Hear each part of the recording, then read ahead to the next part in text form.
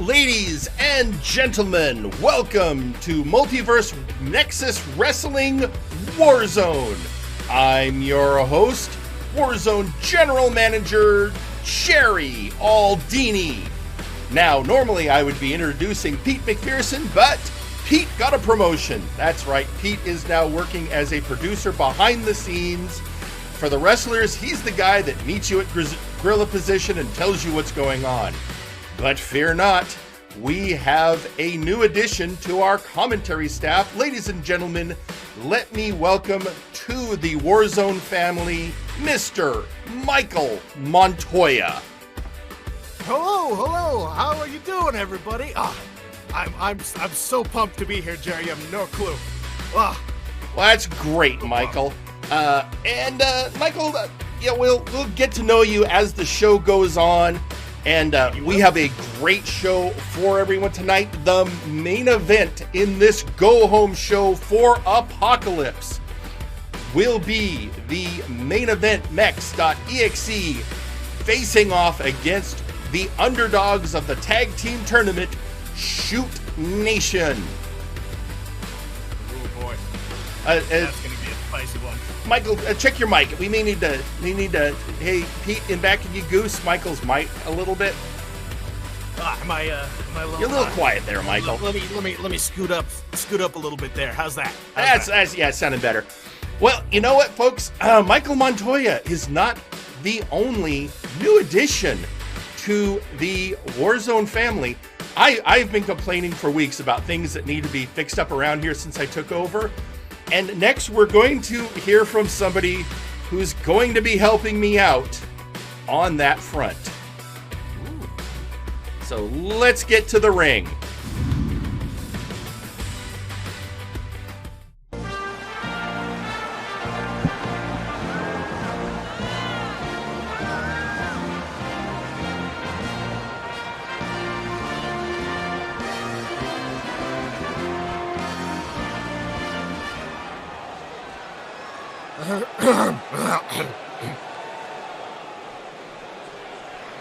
Hello, ladies and gentlemen of Warzone. It is I, bringer of justice, Seth Jackson.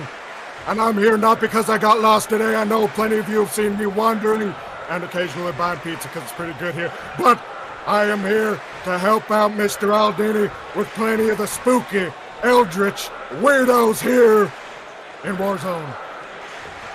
I really been enjoying this place, actually. There's so many cool people here in the back. And, well, there's so many people who have violated the rules. So many people that have used so many different tricks and magics. And it pisses me right the hell off. But you may be wondering, Seth, you ain't got no fancy badges on today. Well, that's because I told Mr. Davis from APS that I quit. I'm coming over here to help Aldini and myself. Because if there's one thing that's true, that if you want something done, you do it your damn self. So if anybody needs me, I'll be in the back, constantly ordering food and mean-mugging all you eldritch weirdos. Because I'm Seth Jackson, and I'm the bringer of justice. And, well, that's what I do. Well, occasionally, you know, some people need justice that just, they don't get it. Such as that Wilson asshole. Gonna punch him in the face. Pretty much gonna punch everybody I can in the face. And you know what? I'm gonna start tonight. I'm gonna start my investigation tonight. I was thinking about taking a nap, but I'm just so damn fired up. Tonight. And we're going to start right here on this very show, ladies and gentlemen. But anyway, I hope everyone's doing good. Had a good show. But, yeah, there you go.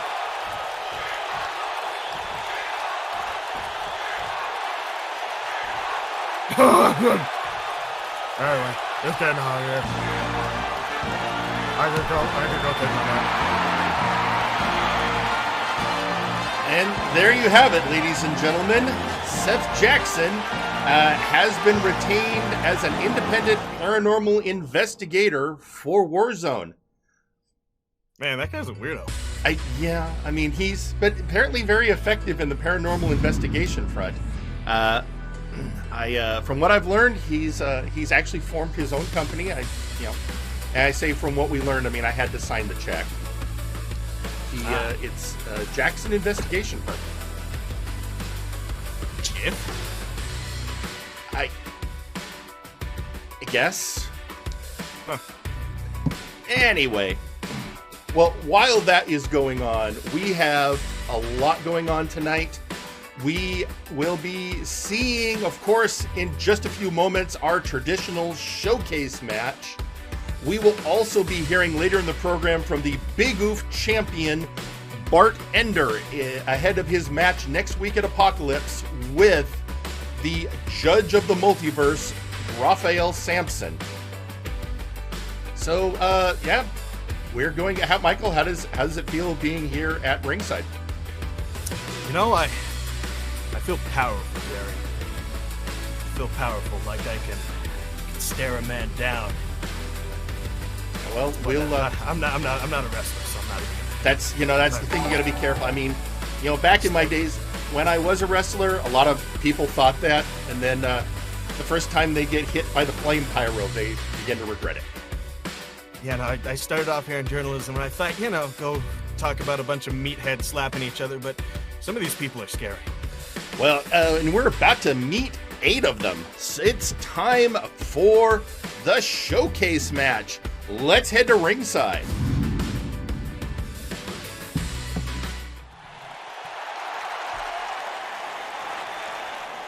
Our opening match is an 8-man showcase match. Introducing first,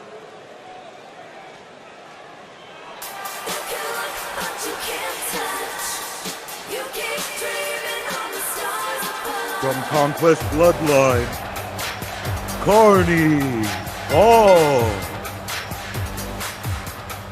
So you were saying about staring a man in the eye, Michael. I don't want to look at that. I really don't. And Conquest Bloodline is awesome, but dear God, do they make me uncomfortable. There he is, the man who, as a side business, runs the Hot Clown Hotline. Part man, part Muppet. It's Carni-Val. Just that whole hotline thing by himself. Oh, maybe? We're not sure. What kind of employees will you hire for that? Is it just clowns? Is it so I don't want to be in that office? Speaking as a man who used to have to do commentary with a clown, I'm actually right there with you. You touched one of those? You didn't let him touch you, did you? We had a 10-foot rule. Oh, okay, good. I shook your hand this morning. I don't want clown juice on me. You're fine. Okay. And introducing next,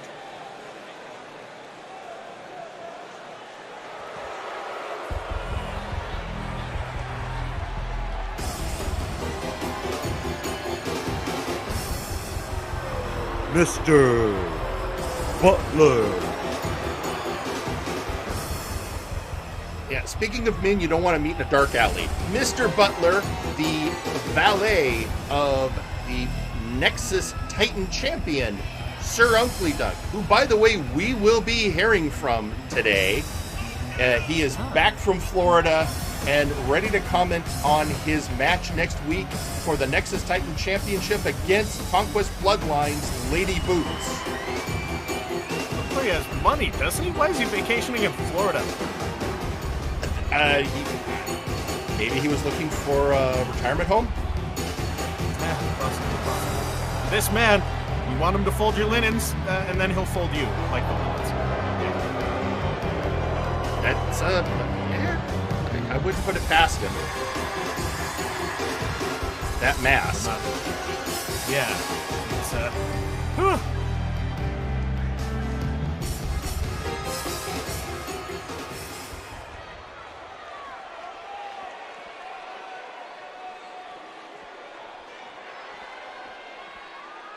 And introducing third,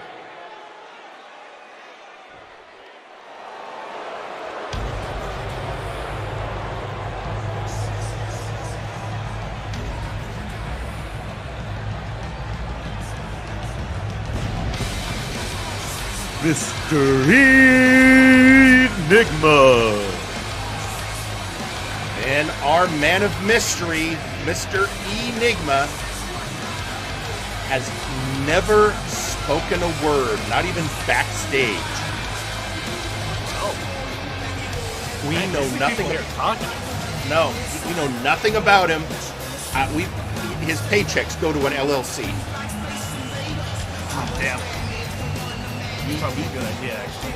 I mean, if you want to remain anonymous, there have been theories, people trying to analyze his wrestling style, see if he's maybe someone we know, but so far he is a blank slate.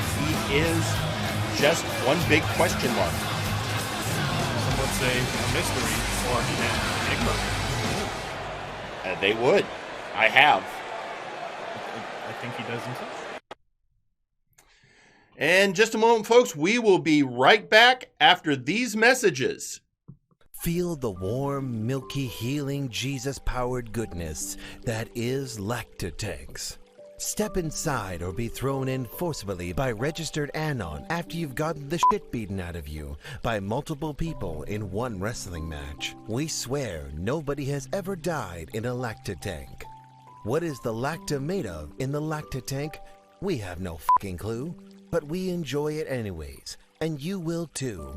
Lactatanks, come feel our warm, creamy, healing Jesus goodness. Multiverse, Nexus Wrestling's Warzone, Flashbang, and Firing Line are all proudly sponsored by Enraptured Beauty. Our products, rather than using unnatural and harmful chemicals, revitalize your skin by boosting the natural elements already present and enhance your natural beauty so you too can love your best self. It's morning in Multiverse, and rest of day looms, looking to break the weary like monster breaking human twig in a wrestling ring. But there is remedy. Squash roast coffee, made from finest naturally grown beans for best wake-up energy. That's because every bean have 10 beans within. That'll be 10 times more big energy than competing brand. More than enough big squash energy to power through day. Squash roast coffee. It's big cup of good stuff. Now available in decaf, or when there is need to come down from blood rage. When you want the most detailed and violent-looking pictures of battlegrounds, look for Perfect Snap Photography. We do bar fights, wars, underground wrestling, and weddings. My wedding dress, you fat harlot! Remember, Perfect Snap Photography. It'll be bloody perfect in a snap. You too can now wage war against the flabby wrestlers of MNW with your own exclusive Zacko action figure. It comes with trios tag belt accessories and nut-kicking action. Pull the cord to hear Zacko's famous quotes. Get that microphone away from me before I shot up your... The Zacko Duo action figure, sold separately. Whether you're working at home or giving your opponent work, we here at Lowe's are there for you. We're here with our sturdy tables and ladders that cease to exist if broken in half. We're here with rings that can stand up to even the most grueling of hoss fights. And when a locker room door is inevitably smashed by an angry lion woman, or a fiery undead leaves burn marks all over your paint, Lowe's will be there with a little elbow grease, a substandard 2x4, and a 6-figure bill. Don't believe me? Listen to these satisfied customers. You know, I like Lowe's because they have tables that I can put pizza on because everyone else keeps breaking the goddamn tables. This is Raphael Sampson here to remind you that Lowe's brand lumber is subpar at best. You deserve better. And trust me, I would know. I worship a god. Lowe's is great for tinkering with any hero gadgets. Sometimes when executing wrestling justice, I've had to break down a few barriers and a few walls. God fucking damn it, Max, my wall! Thank goodness I shop at Lowe's so I can get the best deal on replacing and fixing all the walls I break. Lowe's. Do it subpar for more. Why? And now, a message from the brass.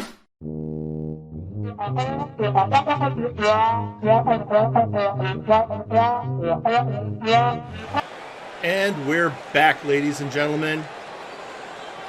Just in time for our fourth entrant. Leonid Sanchez. One member of High Voltage coming out. It is Leonid Sanchez. He is, as we understand, part alien. Huh. Wow. I'm going to say this about a lot of people, but I like his style. Not many people could pull off colors like that, believe you me.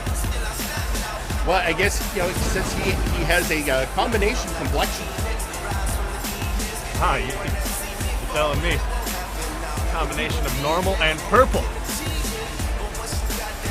Still unsure if that's just a natural look for the alien species or if that's just a really elaborate tattoo. Yeah. Does he have the same skin condition that Beef does? That's just. We'll talk later. Oh. And introducing next.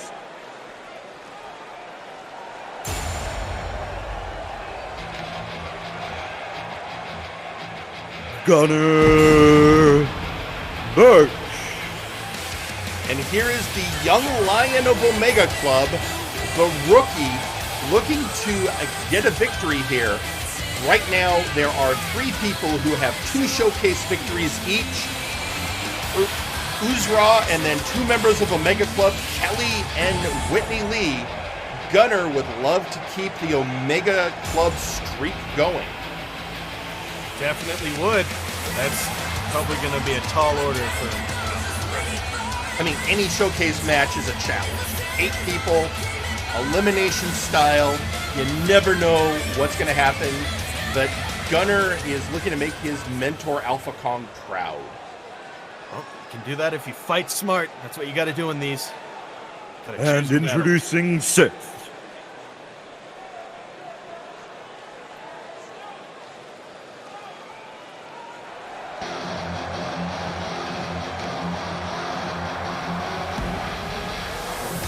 Strongman Bell. The member of the 3 Kings, Strongman Bell, coming out. Last week we saw his brother Flyboy Bell in solos action in this very showcase arena. And, well, was it last week? Last week? Yes, it was last week. I'm losing track of time. It might be getting to me a little. But the truth of the matter is, this is a fantastic lucha wrestler, used to the tag style, coming out for a rare solo appearance. Yeah, when he's going to look for that backup instinctively, it's not going to be there. That might be a big crutch. It could be an issue. I mean, we've seen this before when you have tag wrestlers. On the other hand, he is used to having to keep track of multiple opponents at once. But you see the crowd getting hyped for him, giving him the number 1s. He is a always-time crowd favorite. I don't know if I care for it. We'll see. Introducing next.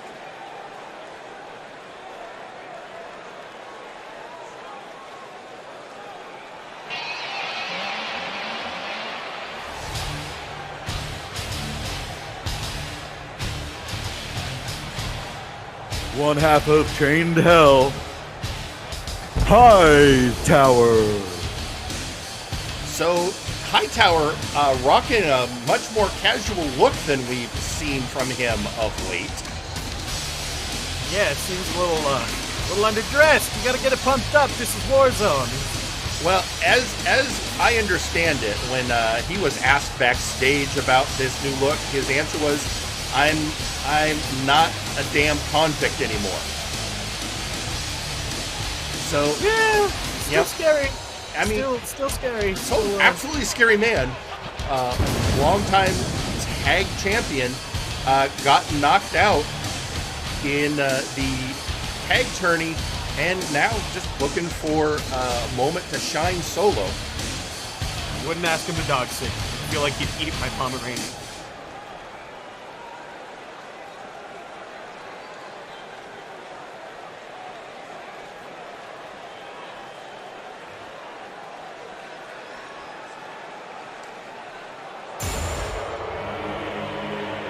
And introducing last,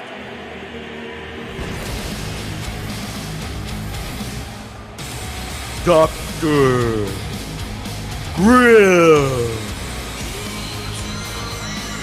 And this is why the guys in back have started referring to the 8th slot in the showcase matches as the oh shit position.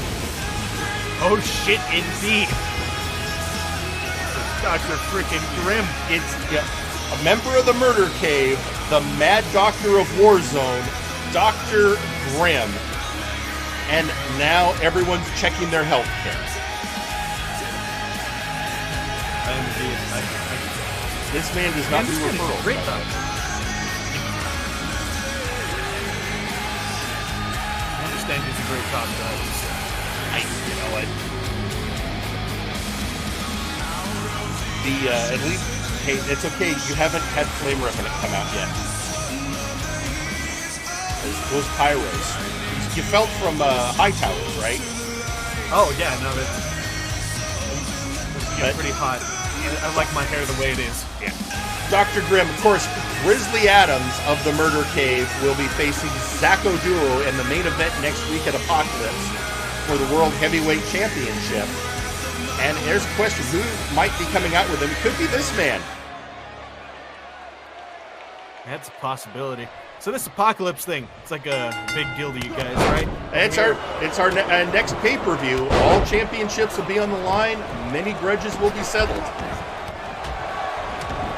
Yes, it's starting off as a chaos. Oh, absolutely. You've got deciding to deal with Dr. Grimm right off the bat is Hightower, and that's probably the best choice for that. Gunner is going after Carni-Val, Leonid Sanchez versus Butler, and then Nigma going after Strongman. Almost called him by his brother's name. That would have been bad. And these matches always start out like this. They pair off. It starts with a bit of chaos. And as people get eliminated, the nature of the match changes. The initial fuster cluck, if you will. That's we could use that term. And so Leonid Sanchez is not looking good with he and Butler being the never mind, drop kick to the Butler. Back in with that drop kick on Butler. Butler celebrating a little too long there. Prideful man, it seems. That's and another kick. He is taking it to the Butler. Meanwhile, Grimm and Hightower are getting a little closer to our announce table than I'm comfortable with. Yeah, that's I'm watching it out of the corner of my eye. Oh, that headbutt. Oh, looks like Enigma went for a kick and it didn't time it right. And now the Butler going after the alien. Guys, it takes a step back. At least he hasn't juiced that claw yet. Meanwhile, a pinning predicament for Carni-Val. Can Gunner do it? Go for the 1. He does. 2, and the 3. Wow. Already taking out Carni-Val there. Yeah. Carni-Val has been eliminated. And we're already down to 7. That's a quick elimination. That indeed was a quick elimination. We have Butler here taking it to the outside. Ooh. But now the complexion changes because now, since it's no longer an even number, this means you can find a 2-on-1 situation. And it looks like the Butler has decided to help go after Hightower. Going after Hightower. Okay. Take a step back, Butler. Take a step back, you weirdo. Meanwhile, Gunner is going for his second elimination, but because of an unfortunate roll by Enigma, doesn't get it. Butler throwing back in the ring there. trying to throw a high tar at the move, but gets punched in the jaw by Dr. Grimm. Yeah, Grimm is holding his own here very well. But for a man who has steady hands, also has hard fists. I already am worried. Last week, Buck Bumble eliminated Gorm. And we're still waiting to see if that's going to have any repercussions. Yeah, Gunner should look into that one. That's weird. Gunner is determined to get that next elimination on Leonid Sanchez. Meanwhile, let me see. Butler and Hightower. Oh, it looks like Butler's setting up.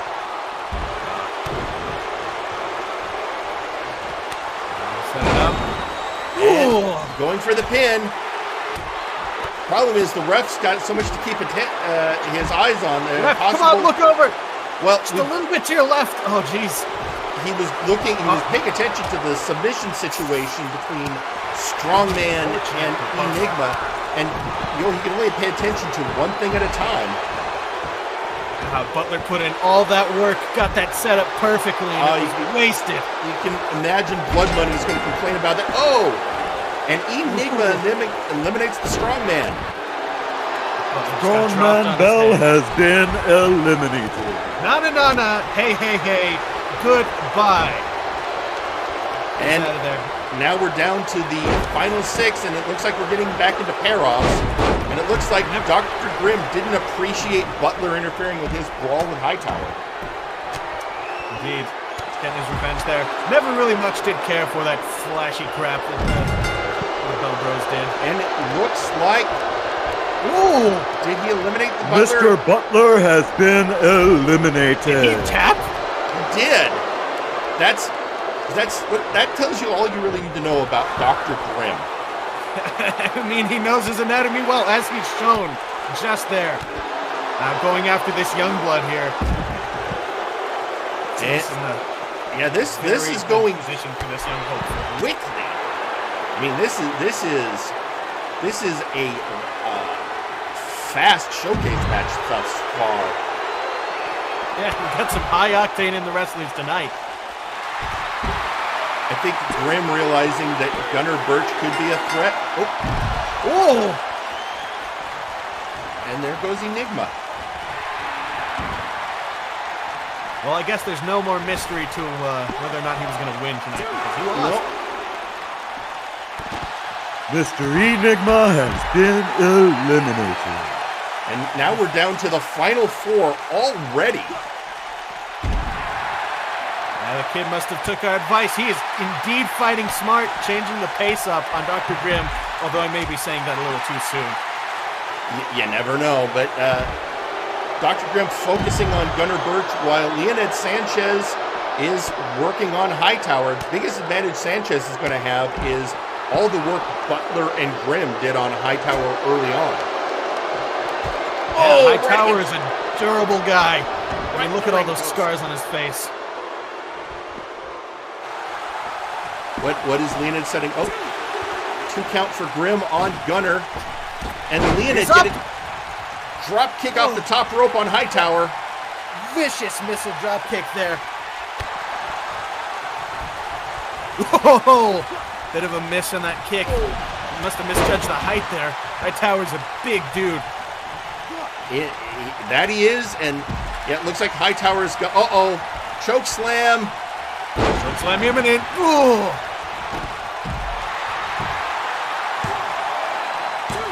And a 2 and a 3. That's it. Leonid Sanchez has been eliminated. So we have a member of Omega Club, a member of Chained Hell, and a member of the Murder Cave. And they are right in front of us. He got 2 veterans and a rookie. How must he feel? Oh, just right now, I'm sure Gunner Birch is feeling great, getting all those punches from Hightower. Let's see if the Gunner can take a few shots himself. But somewhere along the line, Hightower got busted open. Oh, no. And Grimm just going for it. He just took that away from Hightower. Going for the roll-up. Yeah. All right, it seems, I guess they've both been here for a while. must be teaming up on this rookie, which is good strategy. But, and a DDT onto Hightower. Too soon. Right onto that already injured area, probably opening up that cut even more. And, the lava rocks in the floor don't help. Yeah, these are real. I thought, haha, what a funny thing. What a funny thing. My shoes have half melted, but I think they're fine. I mean, they're cooled lava rock, but, I am talking with the production staff and seeing if we can get some updates to the arena. Yeah. Guys, in the ring, please. Please, Michael's new. Don't injure him. Going for the pin. Could you imagine if Gunnar Birch had pinned Dr. Grimm? That would be an upset to say the least. Hightower going for it now. Says, thanks for wearing him down, rookie. Uh-oh. Now, boy. this... slamming him. That all just happened so fast. Gunnar Birch threw Grimm into Hightower, and then Hightower punched Gunnar. Bit of a ricochet that resulted in two people meeting some solid objects. But I think Hightower is about done with Gunnar. Yep, about done with Gunnar here. A 1, a 2, and a 3. Gunnar Birch has been eliminated. And now it's down to Hightower and Grimm.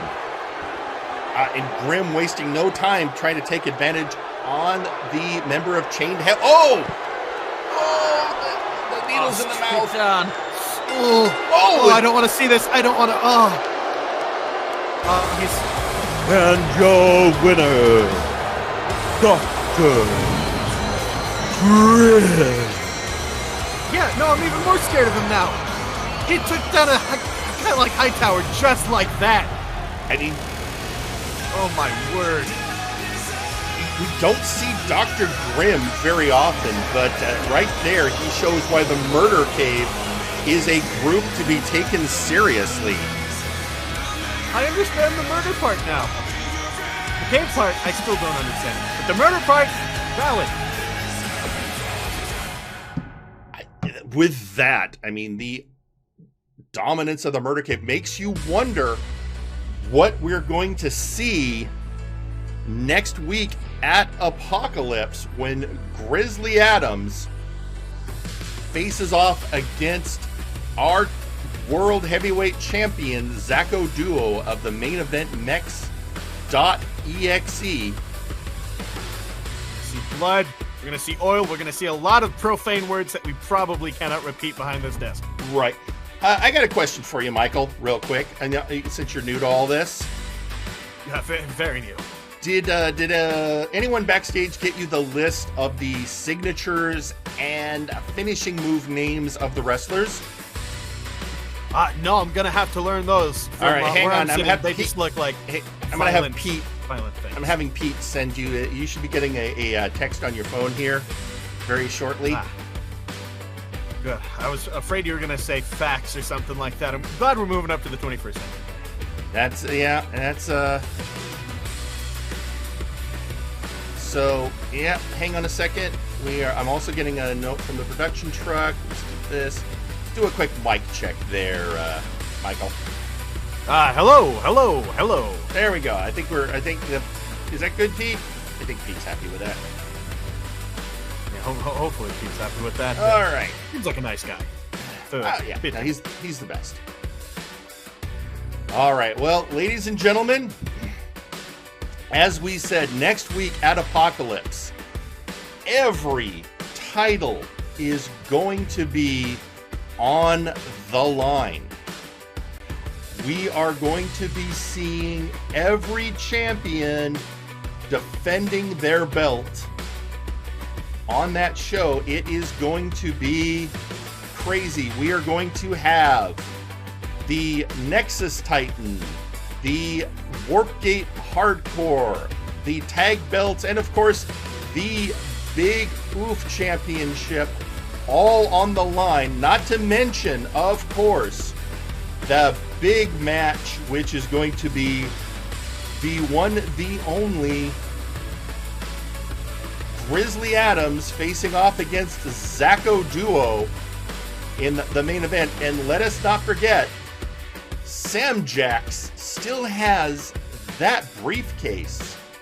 A lot of opportunities. There is so much that could be happening at Apocalypse. Lots of metal and leather. Changing lots of hands, possibly. It could be absolutely insane. But before we get to Apocalypse, we got to get through this go-home show. But speaking of Apocalypse, one of those champions is coming to the ring to address that upcoming match and their opponent. Let's hear from the champ. Returning from Florida, it is the Nexus Titan champion, Sir Unklydunk.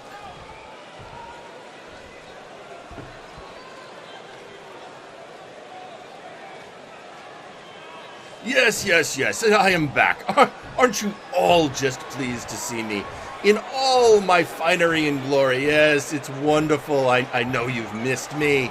I know that all of you know that I am the top. I am better than everyone, you included. I don't care what Isaiah Turan says. I'm the best.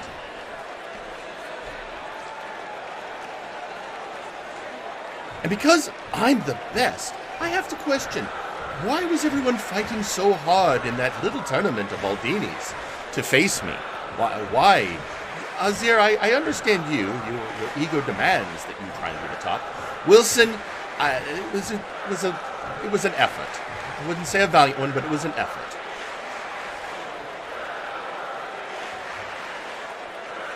And I know there were others. The Funk, that was amusing. Yes, let's call it amusing.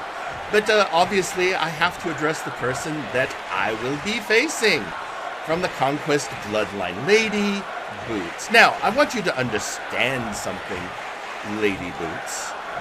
Something very important.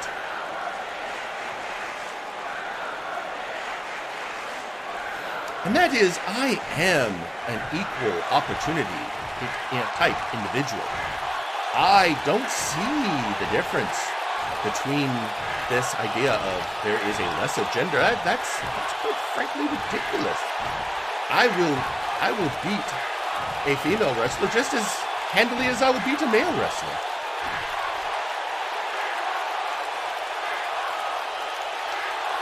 So you can bring your kicks and your hip strikes and your stylos, I believe it is called. You can bring all of it. It won't matter. In the end of the day, I will prevail, both through skill and, let's be honest, connection. I will prevail because I'm rich enough. So, let's see you at Apocalypse.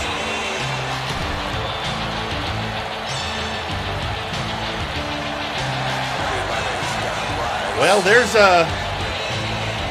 let's face it, there's an arrogant bastard. Well, listen, when you have that much money, you're allowed to be arrogant. And I'd say he knows how to live, but he vacationed in Florida, so clearly there's something wrong with him. And also tweeting out on social media, we are hearing from Maximillian Thunderthighs. Urge to max damage, Unkly. Belt or no belt, Unkly. When Boots is done giving you the boot, we're not done. Well, that's a fair statement. Well, before we get into our, speaking of statements, Michael, before we get into our next match, we have somebody that needs to be heard. One of the participants in our next competition. So, ladies and gentlemen, brace yourself for the social outcast. It's Ignacio Cerventes. It feels like too long. I get anxiety because I love to fight. Once I start thinking about being anxious, I get more anxious. It just compounds exponentially, and I start doing super crazy shit. Like this. Born in a web of lies against the righteous. I choose to fight. If you feel I'm going to make this rhyme, fuck you. Let there be Cerventes. That was awkward. Yeah, to say the least. That was. I mean, he lives up to his name, the social outcast. Yeah, it doesn't seem like he got that way by choice either. Something happened. I don't know. I don't pretend to know. You know, a lot of these people were hired before I took over, and that's just how it is. Although tweeting out on social media, from R. Sawyer, don't forget the promo for the main event, Jerry. I'll even hack the production truck to make sure it gets played. We know, Sawyer, I've got special instructions. There's a reason that Pete is backstage now. It's to prevent the to make sure some of those slips that happened don't happen. But yeah. Anyway, let's with that. Plus, I really don't want to make the Mex angry. Yeah, that would be a bad idea. But let's see Ignacio get his head kicked in. Yeah, and in fact, that's next. Let's head to ringside.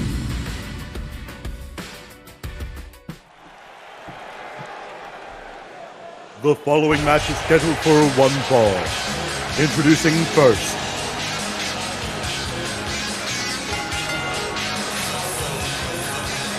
Power Surge.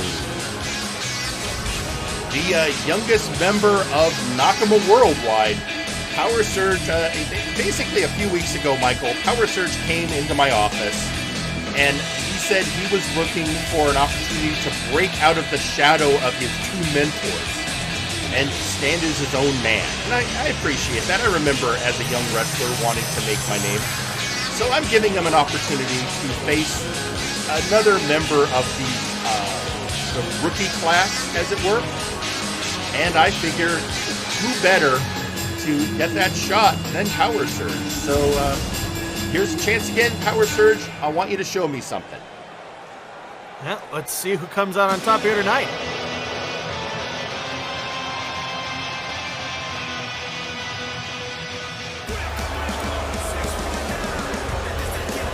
Introducing Ignacio Cerventes.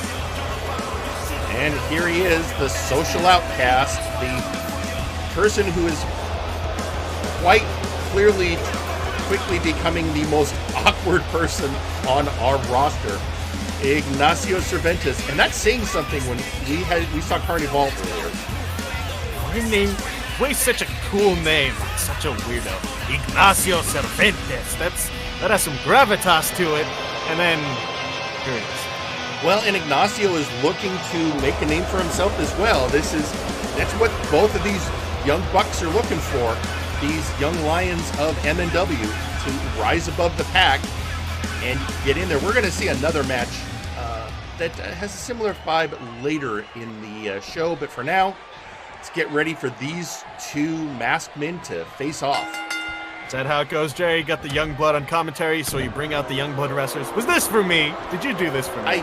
No, you happened. You know what? I actually, this was booked before I was told I had a new commentator. I'm going to choose to believe that you did this for me. Yeah, you believe what you need to believe. Speaking of masked men, I suppose now is as good a time to bring it up. After this match, I will give more information on the situation between Wilson, son of Will, also known as Work Rate Wilson, and Juan Chance. He's got the work rate. Biggest fan. Love you, Wilson. And with that awkward statement, let's look at the action in ring. Okay, great. Great flip suplex. Oh, but a counter by Ignacio. And drop kick by Ignacio, taking a bit of a lead in this matchup early on. He may be awkward, but he's got some hops. I'll give him that. And locking in that arm. Just wrenching his arm. That's what you got to do. But Power Surge, I know he is trying to get out of the shadow of his mentors, but he has learned from some of the best. Yes, but he's got to use that knowledge and kick the crap out of this awkward dude. And that's what he's got to do. Working on it. And what on is the neck? Okay, he's playing something but a stunner from Ignacio, but Power Surge immediately taking control back. And after that standing suplex, he is now... What is he? Oh, what? These two are just going back and forth, Michael. Just going back and forth, bashing each other in the head. You love to see it. Two meaty men just trying to rip each other's heads off, going for the pin there, just a 1 count. 1 count from our ref, Pete. We have a lot of Petes around here, just so you know. And another drop kick, bringing Power Surge down. These two are just back and forth. Definitely have something to prove with the way they're wrestling. And violent, I love it. Ooh. Hurricane Rana. And he's going uptown. Going uptown there to the top ropes. Are we gonna? Don't take too long here. What's he planning? And for him to get to his feet. Oh! Caught by Power Surge into the bomb there. Oh! Just wrenching his working leg. on that leg. You're not going back up to the top rope with your leg feeling like that. Another stunner.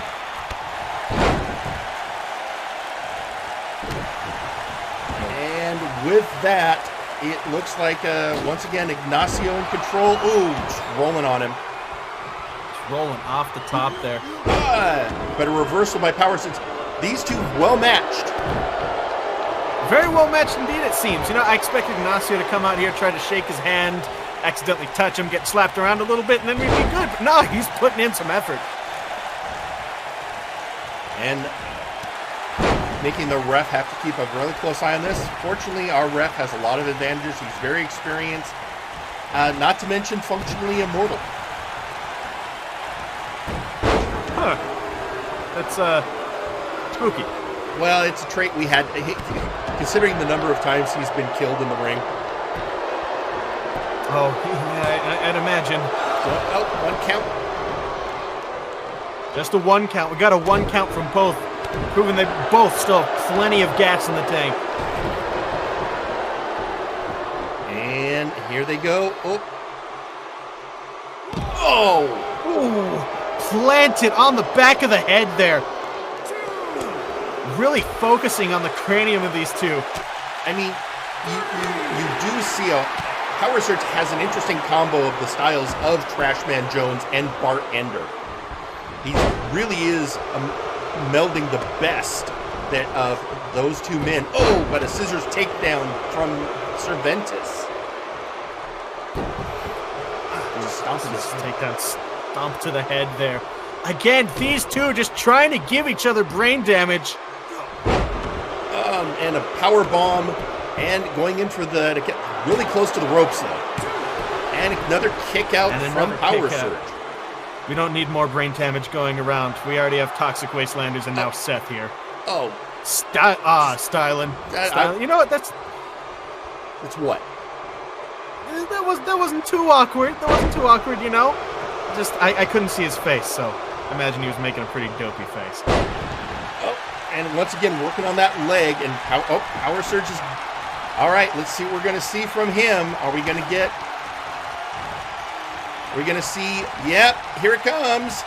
The Power Surge. Oh, that is the Power Surge. All righty. And 3, and there he does it. Just as I predicted. Your winner, Power Surge. Well, Power Surge told me he was looking for a chance to prove himself, and I feel he managed it today. Congratulations, Power Surge, on a well-fought victory. Yeah. And Ignacio, go get your pay. Better luck next time. Yep, indeed. Better luck next time. Maybe go get yourself a nicer scarf than that. It's like an Afghan from the flea market.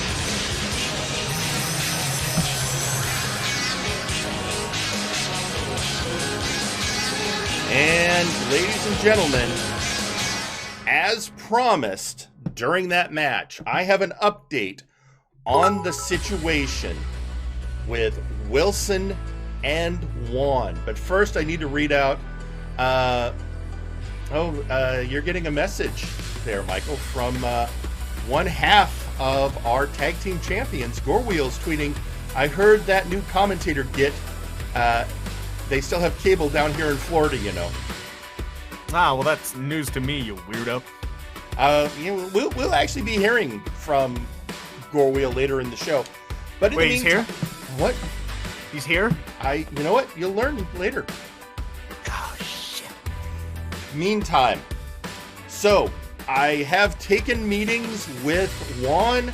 I have met with representatives of VIP, and what the situation is as follows. Both men have agreed to have a match.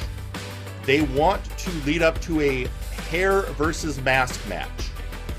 We have taken it to the brass, and they agreed that that would be one heck of a match. Unfortunately, we do not have any space left to put a match that would have that much viewer potential on Apocalypse. So it will have to happen at a later date. However, and this is the crux of the matter, it has been decided by the brass that for there to be a mask versus hair match, that Wilson has to return Juan's mask. Otherwise, why even bother? So if you're out there listening, Wilson, we have already taken this through the lawyers. And if you want the match you say you want so badly, you can have it. You just have to give Juan back his mask first. Hey, Wilson. You do you, babe. Yeah. You do you. I eagerly await your decision on that point.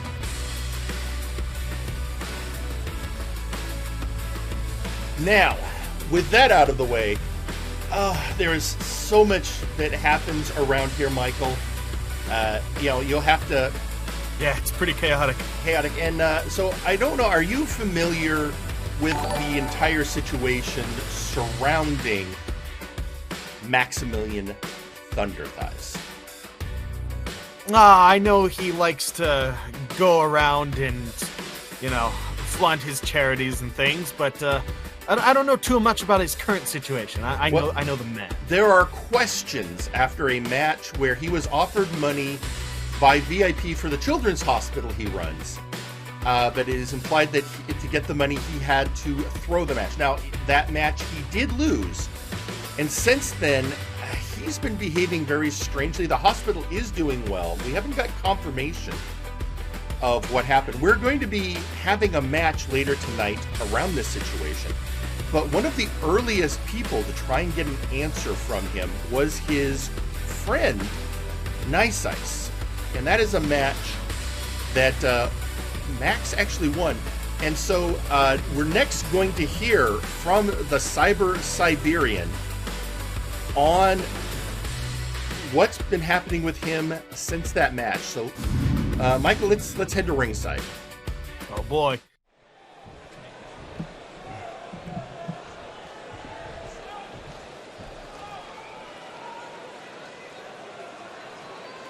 Comrades, I come to you with a heavy heart. I was your Big Wolf champion for over a year. I have stood for the best in Multiverse Nexus Wrestling.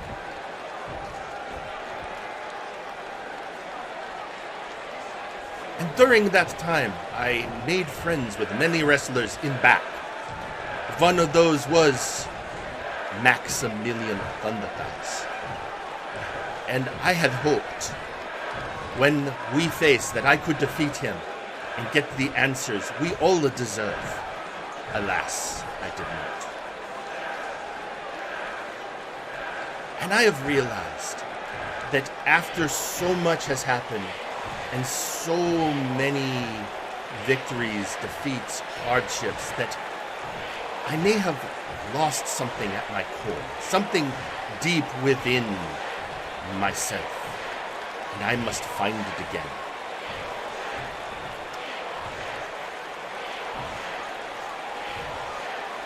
Yes, thank you, everyone. I appreciate your support. And so, it is with heavy heart that I announce I have spoken with Mr. Aldini and the brass, and I am going to take sabbatical and return to Siberia and rediscover the nice ice within, the fire that drove me, the getting into that environment that made me the man I am.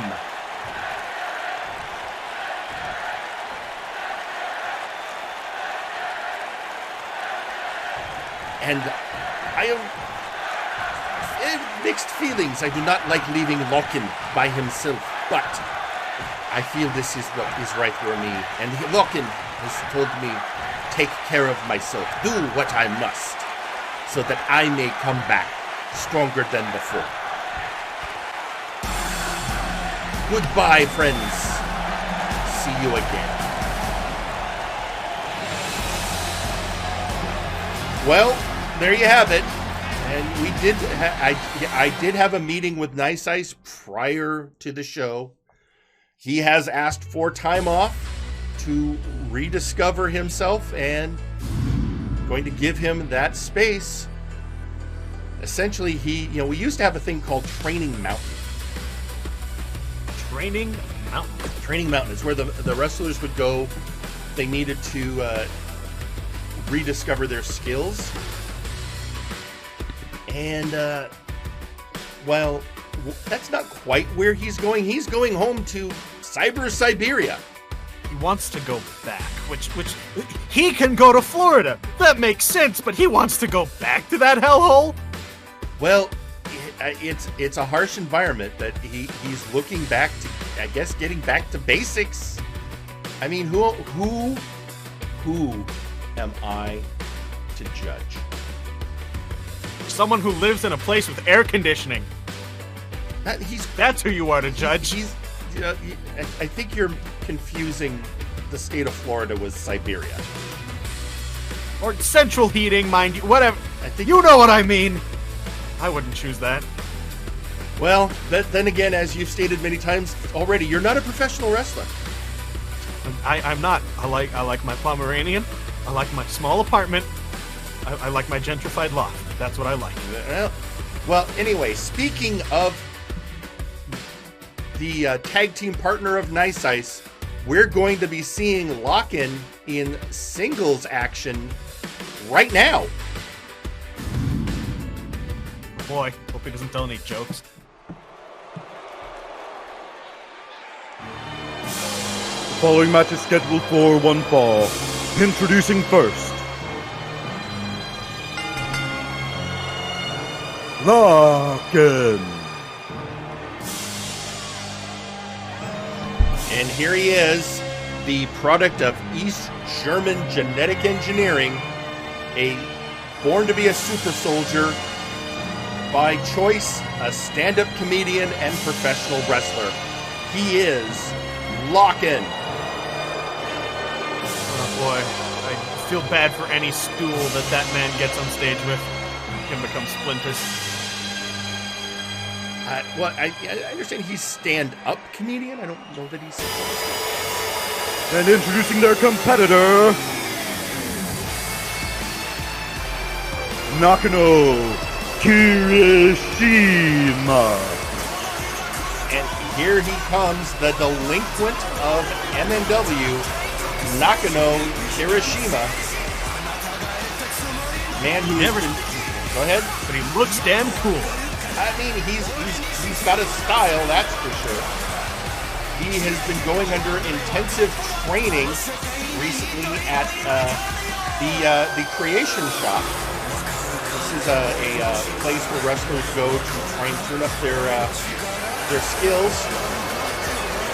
And I'm told here I got to put out the Creation Shop, not to be confused with the creation of Dr. Caliban, two completely different things.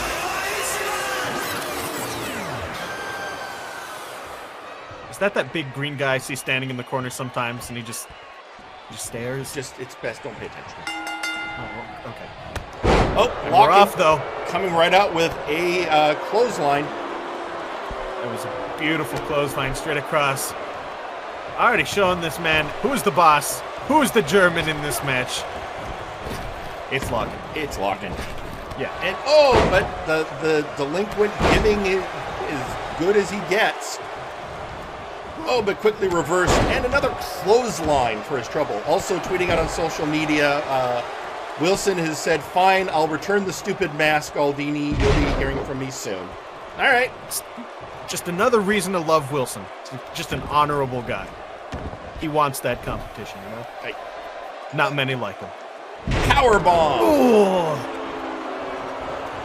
And with the power behind it from Lachen, I mean, the Nakano's got to be feeling it. He's definitely got the meat to back up a move like that. Really snap him onto the ground. Speaking of snapping, those right hands and forearms. But, oh, here comes the delinquent looking, bringing it to Lachen now. Showing that training he's been going through. Oh, but it's not enough training when you're going up against a beefcake like Lachen. I mean, you can train all you want, but once you're picked up by somebody like Lachen, all you can do is fall. Once you're 8 feet in the air, you're pretty screwed. And once you're in that situation, all that matters is how you fall.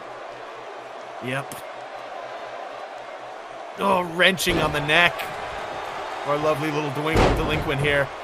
Dropping the elbow onto that chest. Oh, if he did that to me, I'd be dead. I'd be dead, Jerry. I mean, this is why you have to go through a lot of training to learn how to take a bump like that.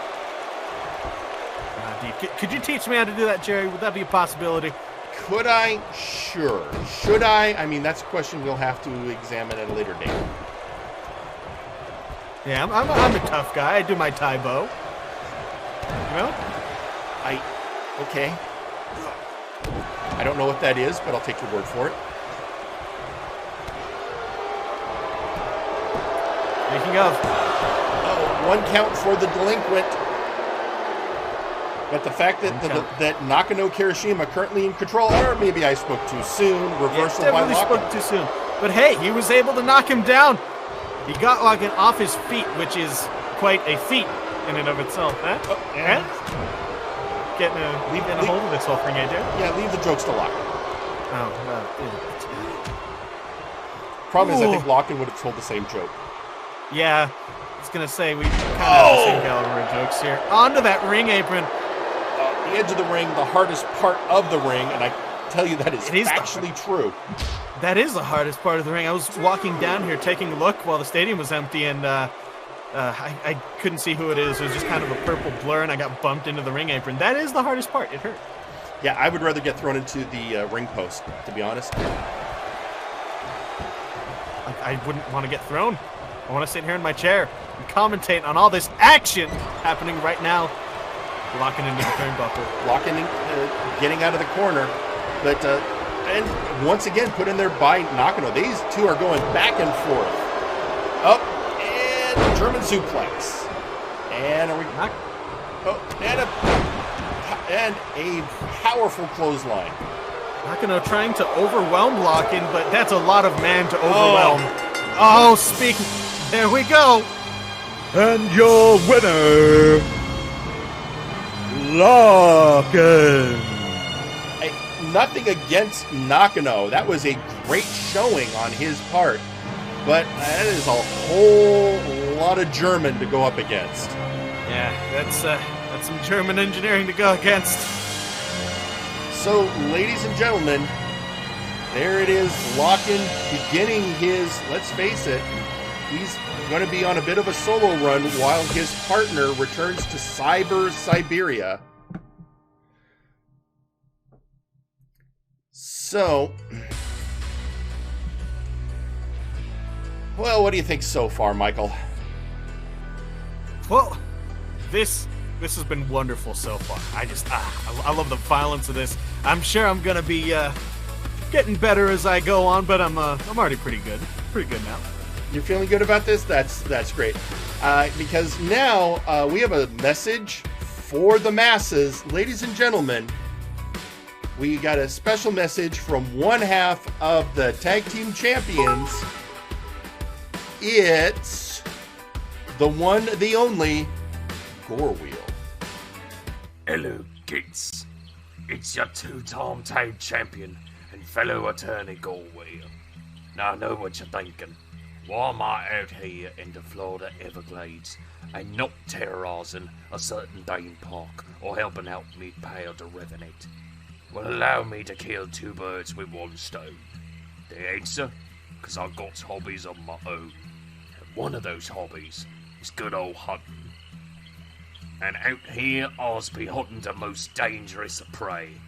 The elusive and extremely high Floridus methyscatoris, or in English, a git named Crockfall. You may remember them as a tag team partner to my fellow corporate pillar man and head of HR, registered Aiden. I've been tracking this git down for nearly a week, and I've got to say, he's been a real sneaky git. But thanks to setting up a trap with bait that no Florida citizen could ever refuse, I had somebody Earnhardt Sr., I know I can finally catch and crop this git. Aha! Got you now, you Metasaurus Rex! Took me long enough to finally snag you up. Wait, the trap's empty, and the head's gone. Where the hell could he have gotten to? Clever git. Well, kids, that's all the times I sculpts for you. Tune in next time to when me and Rev get back to our stomping grounds at the arena. And get back, you kid! I ain't letting you get away that easily. Okay, yeah, I'm really looking forward to those two getting back. Yeah, totally. And also on social media, we've got a tweet from Rapture New Road. He came up against Lachen only to find himself lacking. Rapture, no. I love your beauty products. Now that's a joke. Have you ever considered dropping the whole beauty thing, getting into comedy? I'd encourage. You know what? We're about to head to ringside.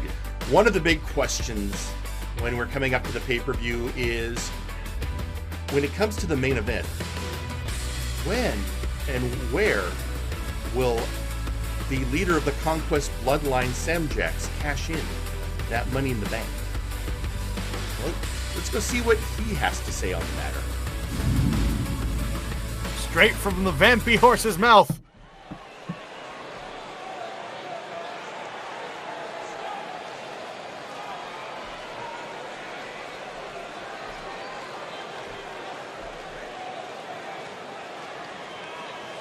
Greetings, Multiverse. I will not introduce myself. You know who I am.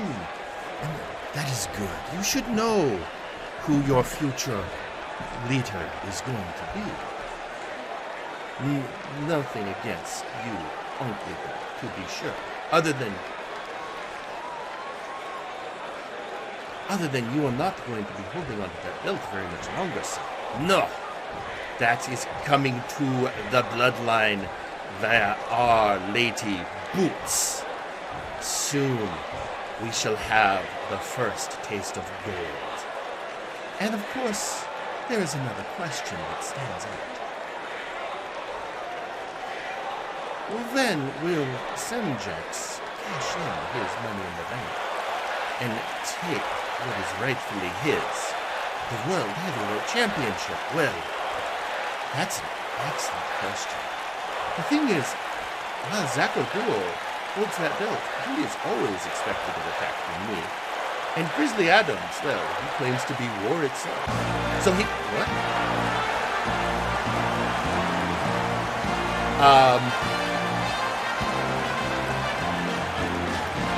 What? This is, Quite a development. Oh, God. I mean, we hired him to check in on the supernatural?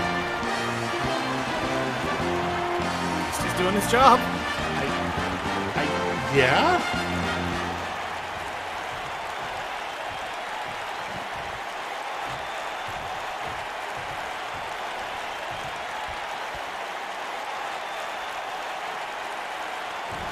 Hello, Semjax.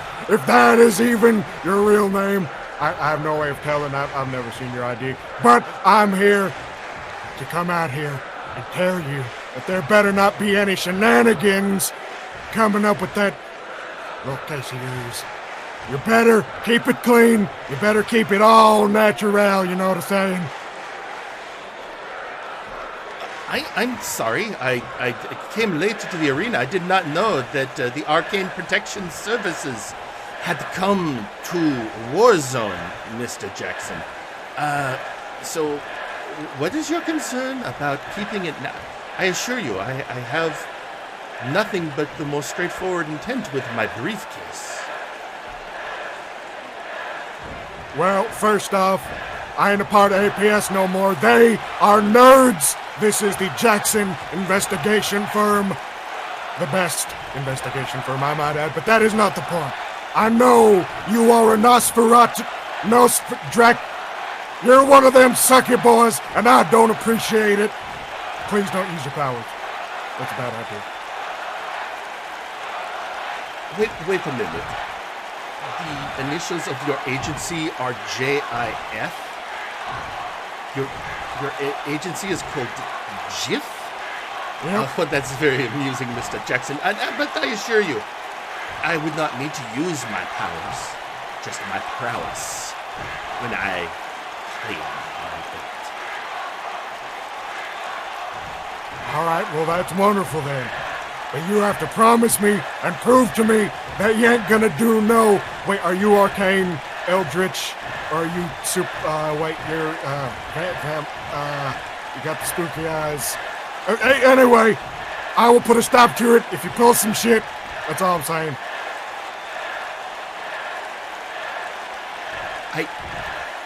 I assure you, I would never break the rules in using my abilities. I only want to prove myself as a wrestler. And I have to ask, how would you stop me? Would you offer me a sandwich? I don't know what sandwiches have to do with anything. People keep calling my phone and asking me if I have peanut butter. I do not. But to answer your question, I will headbutt your ass. I will pick your ass up and throw your ass. I will slam my ass into your ass, and your ass will be on the ground. That's how I will stop your ass.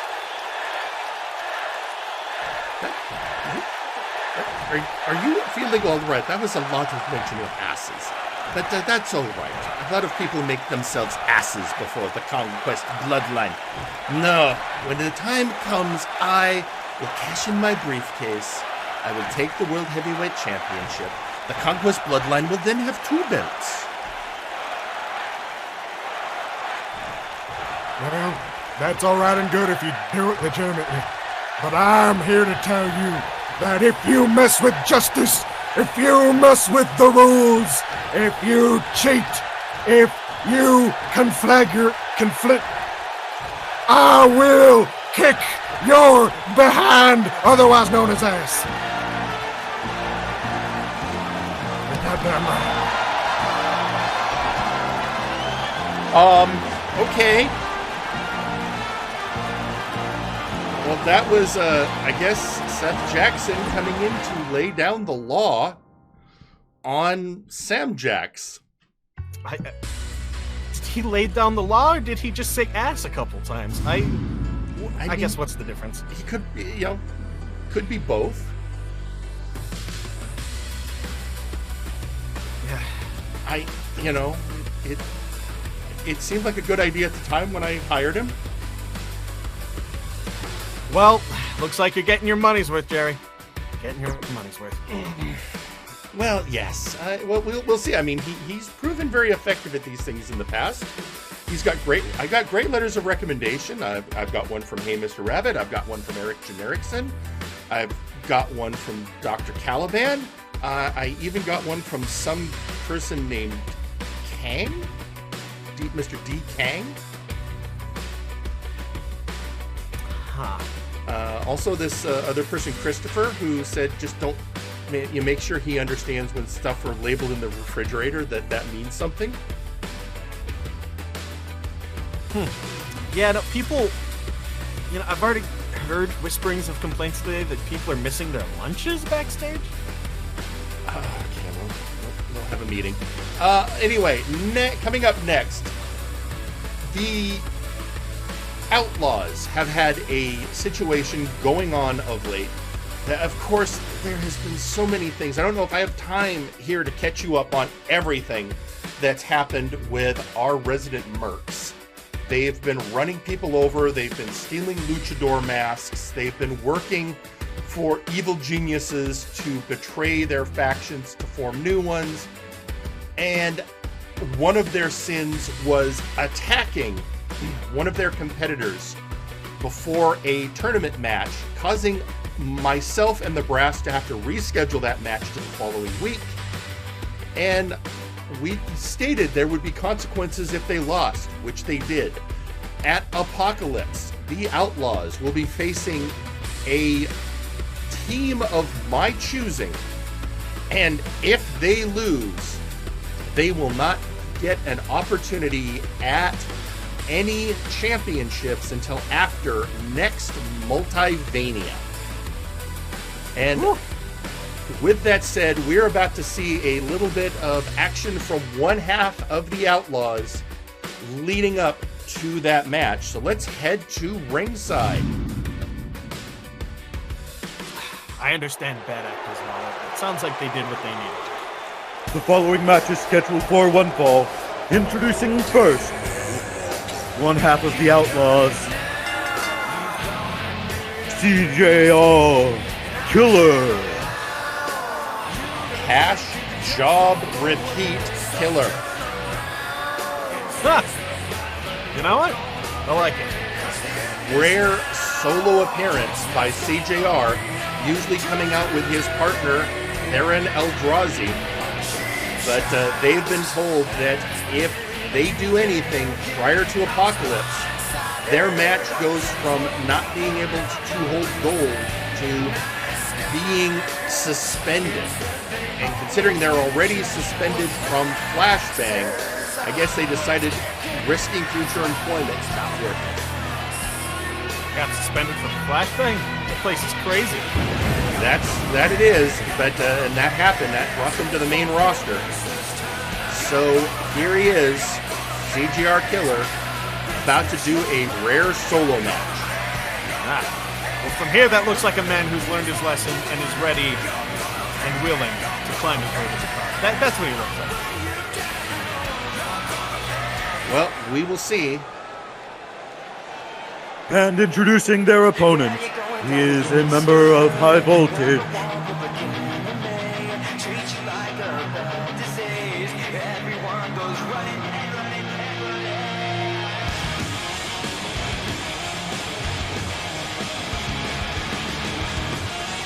Aiden Zero.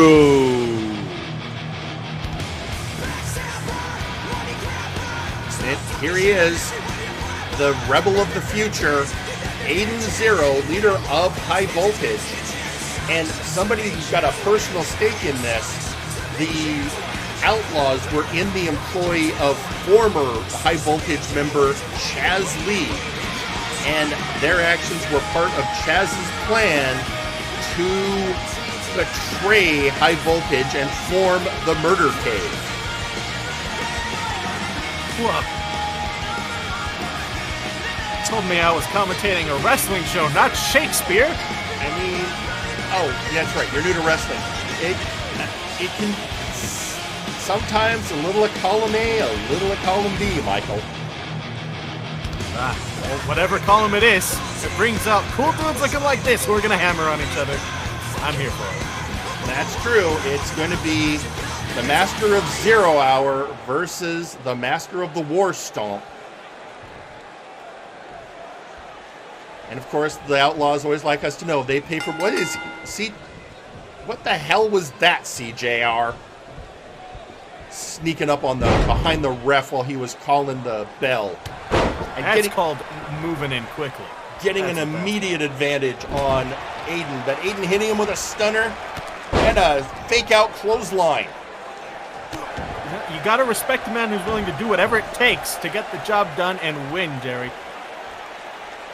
Well, now he's getting, a bit of a tie-up from Aiden Zero.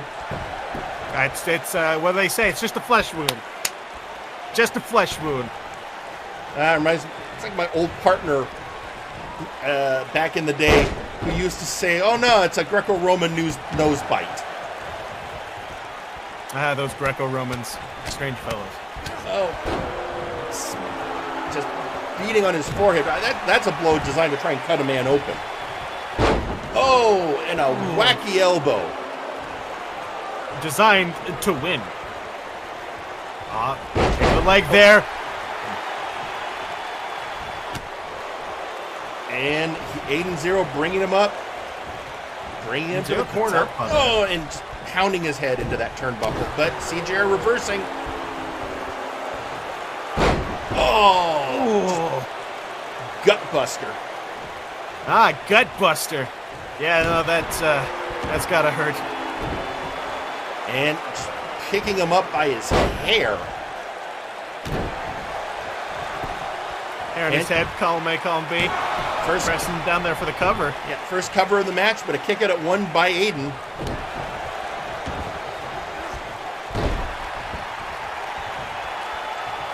And now he's just playing to the crowd. Ah, drink it in, buddy, drink it in. And now it's Aiden's turn to get his head slammed to the turnbuckle repeatedly. Ah, repeatedly. And down goes Aiden and just getting stomped on by CJR. Ah, those luscious locks flapping in the wind as he's being slammed against an object. I love it. Now he's picking him up. I think that was by his ears. Ow. I had that happen once. Not good. Yeah, definitely not good. Oh, little nibs of flesh on your head that can easily be ripped off. Believe me. He's just. What do you mean? Believe me? That denotes personal experience. Had an incident with my Pomeranian. He got angry. I'm tweeting out on social media, Rapture New Road. Just checking my watch and it's 0 hour. Go Aiden. Well, right now that's a power slam by CJR Killer and a reversal by Aiden. Yeah, right now it looks to me like it's kill o'clock, job o'clock. Job means something different in this business. I would stick with the killer. Okay, kill o'clock. Wrenching back on his chin, pulling his head back. I've noticed CJR's really been working over the head and neck of Aiden. Indeed. You know, if you can cut off that airflow, make everything a little bit, I guess wobbly would be the term. That is a way to look at it. And up and power slam. Oh, and he cut a little bit of the rope. Oh, that's gotta hurt. You know, if you take out the computer, the rest of the peripherals don't work so well. Know what I mean? Yes, actually, I got that reference. Nah, see, that works. All right.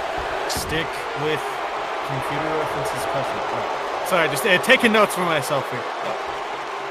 Still working on that neck. Yep, working him in a camel clutch, but Aiden is a skilled combatant, a veteran of MNW, gets out of it, former Nexus Titan champion, whereas CJR Killer is a former tag champion. Oh! With the former champs in the ring. Battle of has-beens. Oh, just a series of chops. What has he got now? And just chopping the hell out of CJR. I gotta give it to the Zero guy. He's got some chutzpah. Yeah, now he's getting his hand worked over. Back to the head, CJR. I take back the compliment. Punching bag. Oh, and a face buster. He can take the compliment. Yeah, Aiden is a big fan of neck breakers. Well, his neck is nearly broken himself, so, oh, the irony. Bringing him to the ropes. Oh, and just throwing him over. Just tossing him to the outside. What a scummy move. Taking it outside the ring. And throwing him back in. You know, Aiden knows he can only win this match inside the ring. Yeah, good. Good, he must have heard me. I'm sure that's exactly what happened, Michael. I'll take the credit for that one, thank you. Oh, left hand there. And Now it looks like he's, got him and divided by 0. But CJ are able to get out. Being able to get out. Yeah, now it looks picking him up. Oh, scoop slam. Like a sack of potatoes or flour or whatever people who do manual labor carry.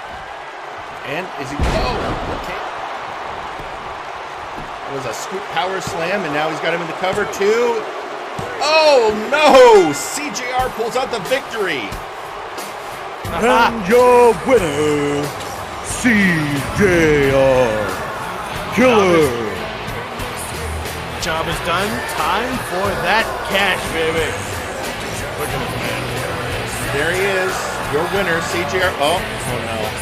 No, CJ. Oh. CJ. Oh. Stomping him in. Damn it, CJ. Damn it. This is what got you in trouble in the first place. Don't listen to Jerry. This is ratings. This is views. Don't encourage him. Why not? It's fun. I thought that's what everyone tells me. Wrestling is fun. I'm having fun, Jerry. Well, I'm glad you're having a good time, Michael. Well, in the meantime, we a lot of action coming up, but first, to set this next match up, you've got to understand where we were discussing it earlier in the evening with when Nice Ice came out, and there was the whole situation with Maximillian Thunderthighs and the potential bribery. Well, for this next match, let's before we get into it, let's hear from the man himself. Let's hear from Maximillian Thunderthighs. Hello, Warzone, it's me. Hold on. Really? The whole thing? Fine. Hello. It's the big, bad, smelly, incredibly poor, low-born, can't tie his own shoes, big baby, Maximillian Blundercries. Max, you suck! Thank you, random fan. I always appreciate that.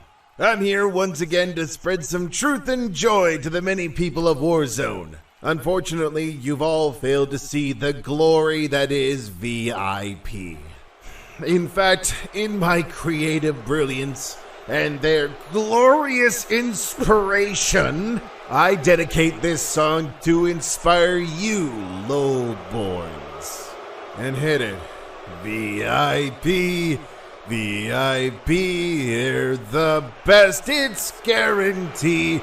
Lowborns act like they're mad, but we beat them, then they're sad. All of you will wait and see, and then come to bend the knee. To VIP, VIP, yes, VIP.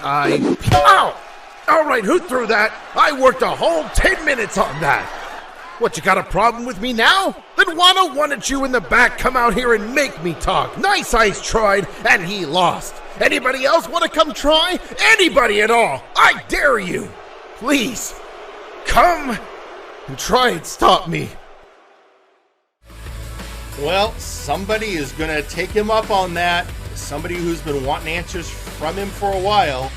So if you're ready right now, Michael, let's go to that match. To the ring.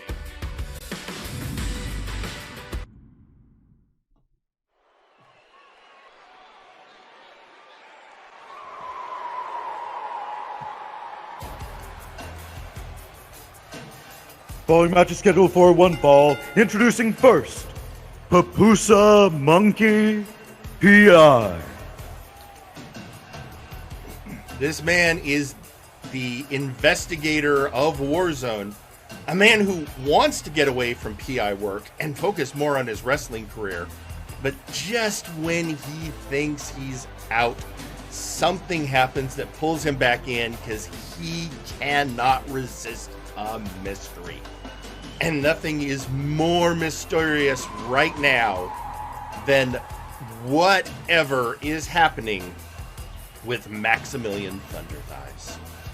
I'm more worried about why I'm noir right now. Oh, it's just the screen. Okay. I had to look at my hand. No, it's art. Okay. Let it wash over you. I'm just a little scared. Is there someone backstage who can make things black and white? There's magic people there, right? This could be real. You know what? Sometimes if you just believe hard enough. But if it was really happening, Seth Jackson would be right on that. Oh, okay. I don't know if he would notice, but... Yeah, this Pupusa guy seemed pretty nosy when I got here. Asking questions. I mean... Talking about things. He's a PI. Like a person. And introducing their opponent, Maximillian, Thunderthighs. And right before he came out, Max tweeted out on social media, Pupusa, Nice Ice tried and failed to stop this. Will it be the same? Same deal applies. And that deal, by the way, is if Pupusa can beat Maximillian Thunderthighs, Max will hand over a letter explaining the situation to Pupusa. Huh. I don't think we need any explanation. It just seems like, you know, it seems like Max has gotten some sense into him. Been making a lot more sense lately.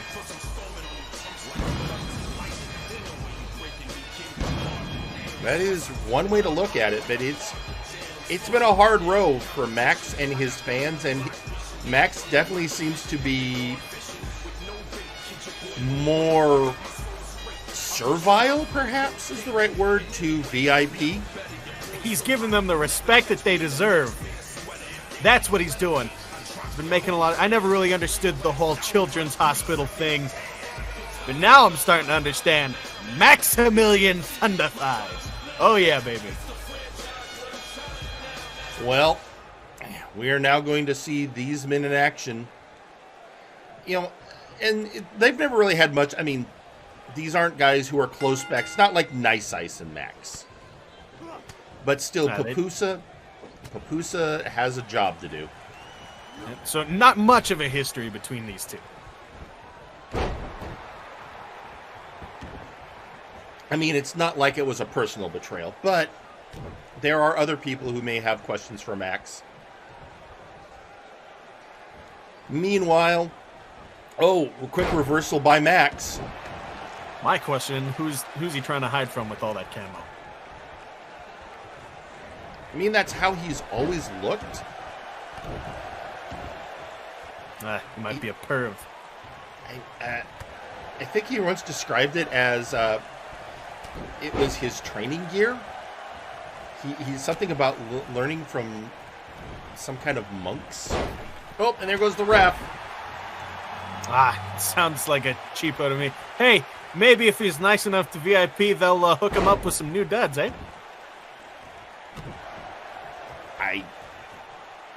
I'd rather not think about that, but sure, let's go with that. I'm gonna go. And again, reversal by Max. Yeah, Pupusa can't seem to get any grip on Max. Yeah. And, Pupusa returning the favor, wrenching Max's arm. Looks like Max is feeling that one. Yeah. And again, Pupusa going after the arm hard. Oh! Max must have touched a nerve. Either that or Pupusa's finally starting to take this seriously. I mean, Max, you know, his big moves all involve that having to use his arms. Take out an arm, take out any limb on a wrestler, it's going to impact their ability to continue a fight. That's just a fact. Oh, dude, that even makes sense to me. You know, you got your picky uppies, you got your picky uppy throwies, you got your hold and stretchies. Oh. Well. And there we go. Good reversal by Pupusa. Well, it looks like just kicking him. Pupusa's not happy with Max. Working on that arm. Here's the thing, though. Pupusa wants to solve the mystery, but he's not one of Max's best friends, so maybe having less reticence to, hurt him. Yeah, he's not one of those softies who's like, oh, I don't want to hurt my friend. Oh, my friend's in the ring. Nah, he wants answers. And you know what? I can respect that. Well, meanwhile, Max working on his neck.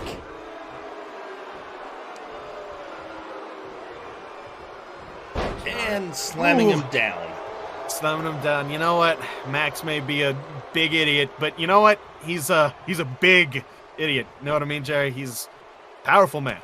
Yeah, that is a fair. He is a big, brawny man. This, by the way, for those of you who may have bingo cards, because you always ask the question, this is a hoss fight.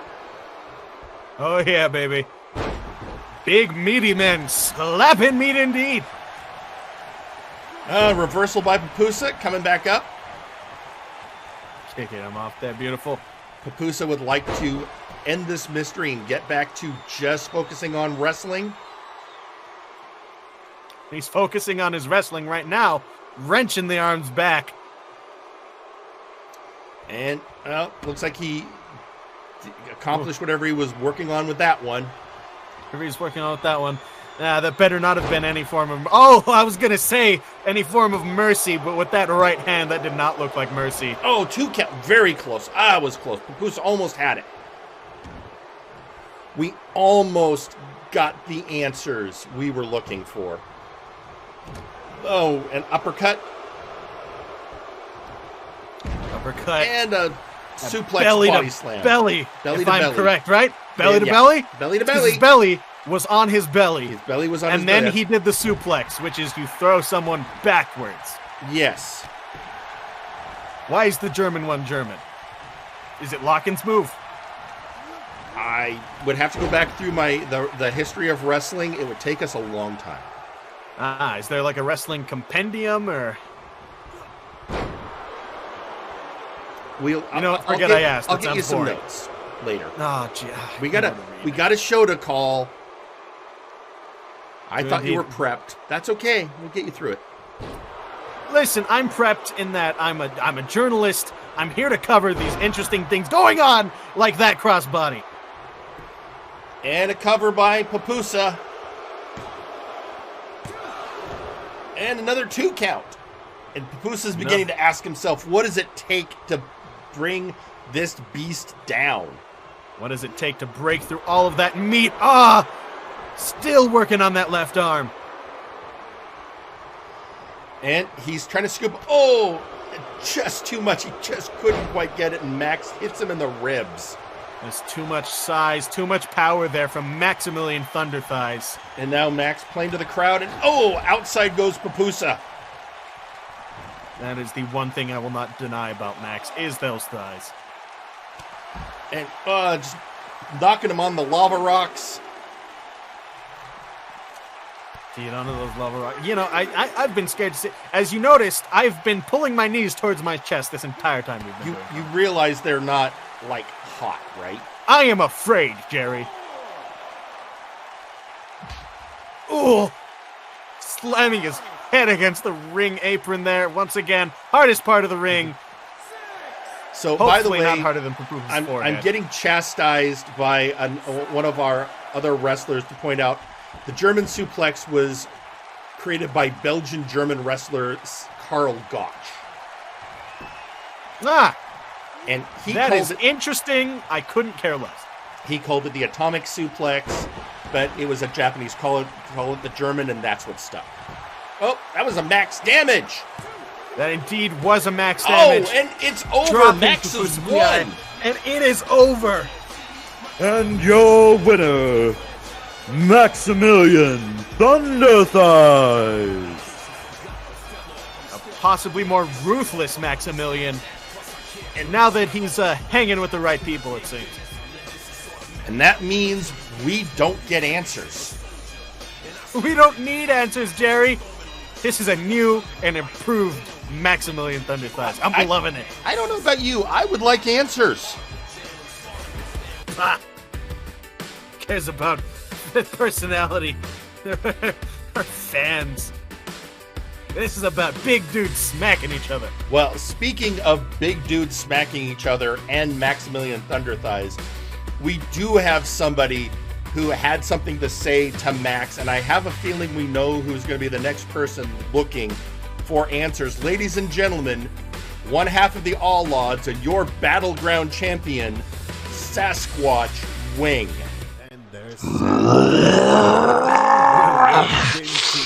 That it. This one had it. Cannot stand anymore. This one rather stuff actual moo-moo poodoo in ears than have to listen to sad, pathetic crooning of so broken human. If Million of Max, Thighs of Thunder want fight that bad, then this one glad to give one. Just have to ask, not sing like singing Wallfish with Lil Barry. If Max want talk after match, then Max, don't sing. That make this one want to whack jaw, full force. Max not want that, this one not want that. If that, maybe keep mouth shut until this one done with Max, just to be safe. So how about it? Still want fight? If so, Max get fight. If not, then this one be like Buck Bumble going away from you. This one await response. I'm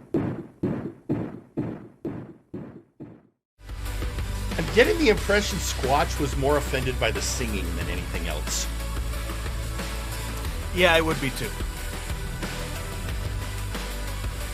Dude, I'm just singing his praises. Now you're complaining about his singing? Well, listen, we're talking about Squatch. I don't want to die. I mean, okay, fair. I get where you're coming from. I do whatever gets me ahead, Jerry. I do whatever gets me ahead. Well, that's one way of looking at it. Well, speaking of grudges, as we have been all day, recently, after a string of unfortunate incidents, shall we say, our resident Sith Lord, Exar Kun, reached out to Kane of Legion with an offer. He wants to take on Kane as his apprentice. Kane refused, and they ended up having a match. If Kane lost, he would become Exar Kun's apprentice. Well, Kane won. But right after that match, Kane was attacked by, oddly enough, Earl King Wes, leading to one of our matches at Apocalypse. Kane versus Earl King Wes.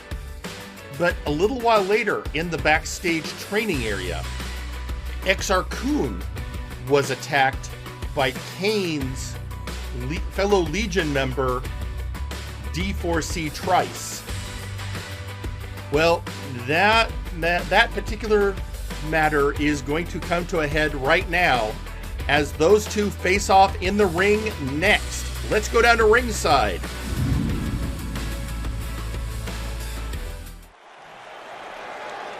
The following match is scheduled for one fall. Introducing first,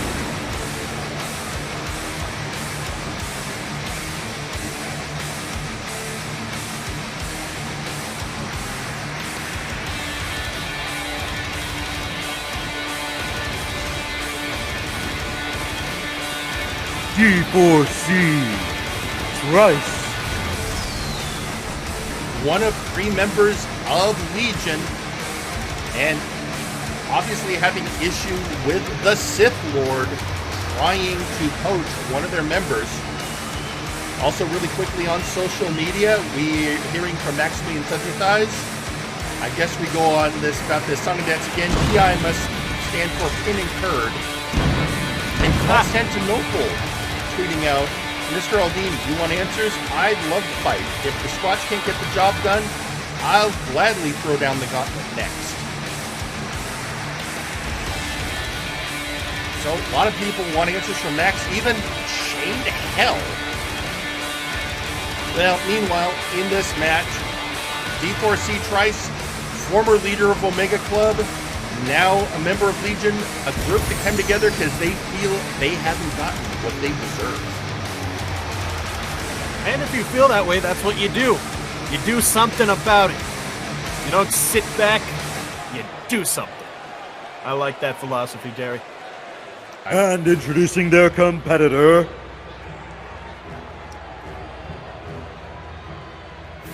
he is the Sith Lord, Exar Kun.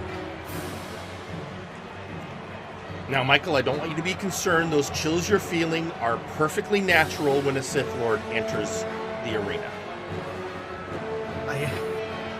The air is heavy. The air is heavy, Jerry. Don't worry, it'll pass. Okay. This man definitely commands respect on a level I have not seen before. Former member of the Faces of Fear until that faction was destroyed by the formation of the Murder Cave. And a man looking to regain his status, a former world heavyweight champion.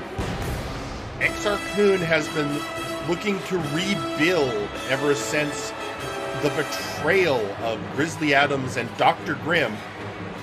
Again, Grizzly Adams will face Zacko Duo next week at Apocalypse for the World Heavyweight Championship. And of course, we saw Dr. Grimm winning that showcase match at the kickoff of today's show.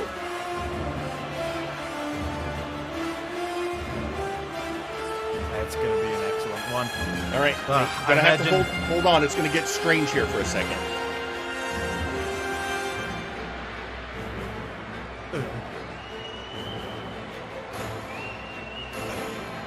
Now you feel how that he's pulling it into himself, all that force energy, and as soon as he stands up, everything will feel normal again.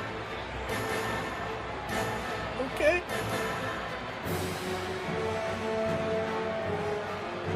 And there you go. And see? Holy, how do you put up with that, Jerry? You know, That's just terrifying. It's training, you get used to it. Wrestling him might be like that one time I got lost and I got a little too close to the Brass's office, and, well, I woke up not close to Brass's office. And starting off, D4C Trice slamming the Sith. Elbow drop. All right. Trice, of course, a skilled technical wrestler. We see it with all of his moves: the Atlas Crush, the Tartarus, the Wrath of Geryon. Sith Lord Exar Kun with the Force will set you free, and of course the power of the dark side. Both of these people I would not like to tangle with. Well, both skilled wrestlers, both veterans of MNW. Definitely veterans. Been here longer than I have, eh? I just got here. Yeah, I think everyone but Seth Jackson can claim that as far as Warzone goes. What? Wait, what? The hell? Oh! What the hell is Earl King West doing out here? Earl King West will face... Wait a minute, he's attacking... Exar Kun? Exar Kun! But he's facing the Sith Lord next week at... Oh my god! But he just slammed the Sith Lord. And now he's out and... Slammed Exar Kun! Trice is covering Exar Kun. Kick out. What the hell? He came out and imposed his will! But why against Exar Kun? I have to tell you, Jerry, I have no idea, but that was awesome. I mean, the fake king, the king of kings, as he likes to call himself. As I call him. Yeah, came onto Warzone after losing a pivotal match at Multiverse. And now the tide of this match has turned definitely into Trice's favor. Oh, but Exar Kun is going to fight back. Oh, slamming Trice. Trice, again, skilled wrestler getting out of that hold. Gotta give it to the Sith Lord from being able to recover from that. Still, what the hell?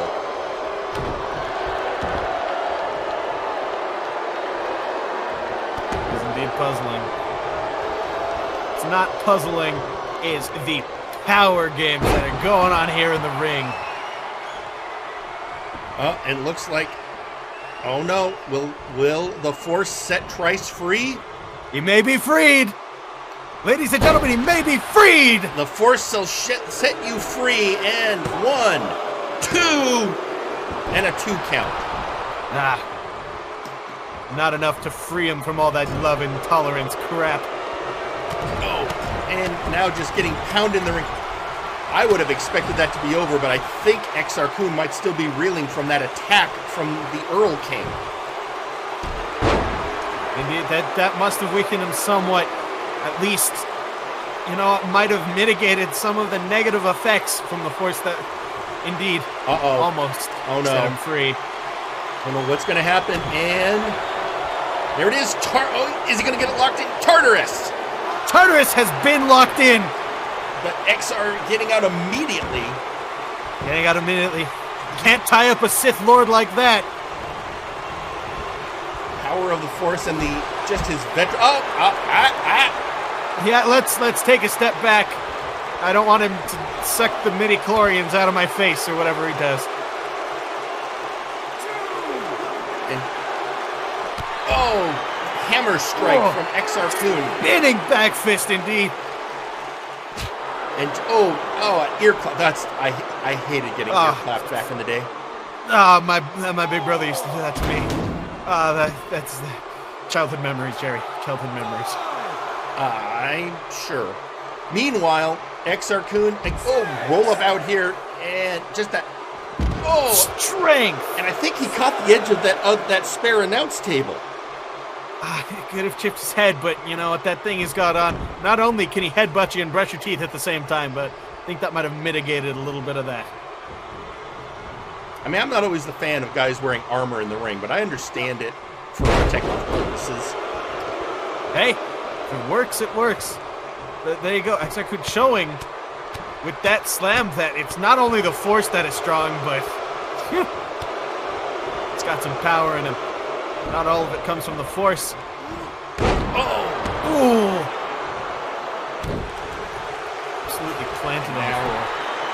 I thought he was going for a pin. Instead, looks like he's going for the Wrath of Garyon.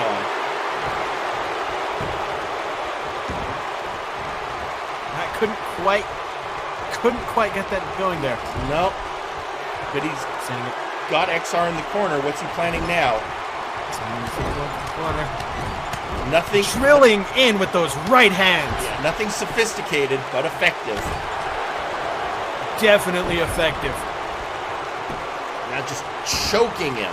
And if there's one thing a Sith Lord knows about, it's choking. Yeah, holding onto the ropes there. That is a no-no, as I've been told. Neckbreaker into a pin. Into the pin. Very, very clever. Exar Kun. Reversing things, going in for that pin right away. Shoulder check from Trice, the modern day gladiator. Oh no. Are we going to see it again? That's like eating a dumpster to the face. Yep, there we go. Locked in, Tartarus. Second time the charm. Once again, though, Exar seems to know this move and how to get out of it. He's probably going to have to stop going for it. Exar seems to have that scouted. I mean, it's hard when you have a finishing maneuver. Your instincts just tell you to try. And now he's just wrenching and choking. Yeah, it does seem a bit counterintuitive, but hey, if it works, it works. And again, if you're a Sith Lord, you favor choking your opponents.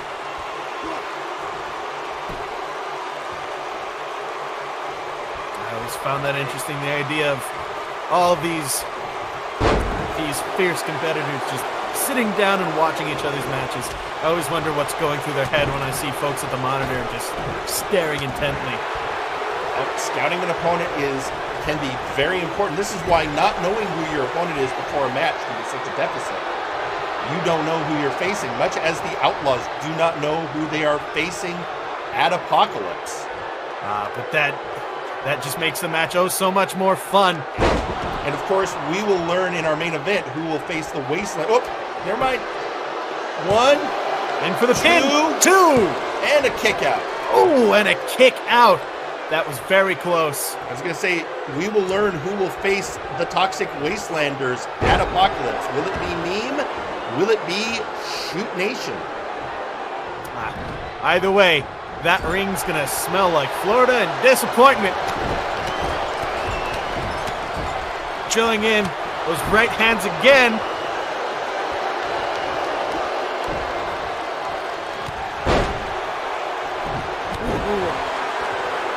Clothesline there.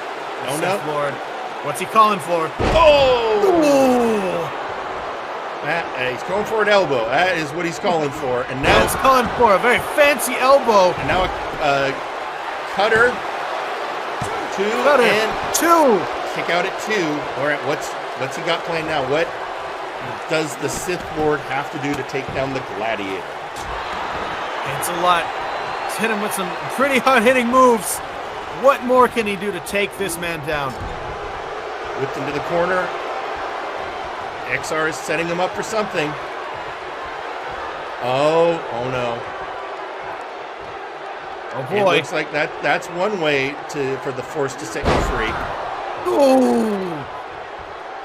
Haha, your upper body's not gonna like that. 2 and 3. And a 3 with that. Exar Kun with the win. And your winner, Exar Kun. So despite the interference by the Fey King, the Sith Lord Exar Kun emerges victorious. But the question is, why? Why did Earl King attack Exar? Well, hopefully we'll learn more next week at Apocalypse when the King of Kings takes on the Legion member Kane.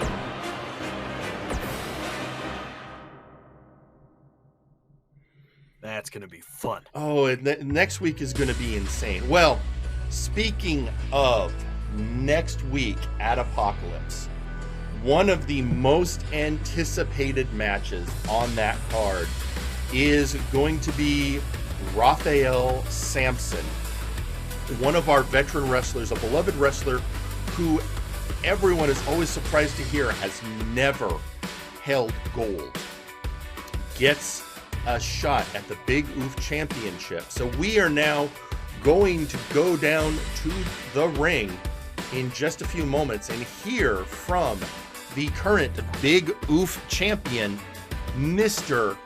Bart Ender. Let's hear from the champ!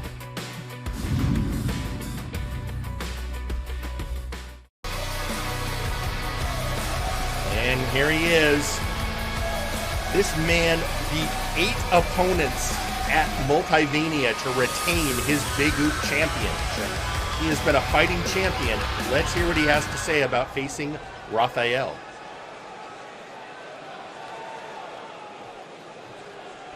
Hello, ladies and gentlemen. I am not here today to sing the praises of myself. I am not here to sing the praises of my friends. I am here to sing the praises of my opponent, Raphael Sampson.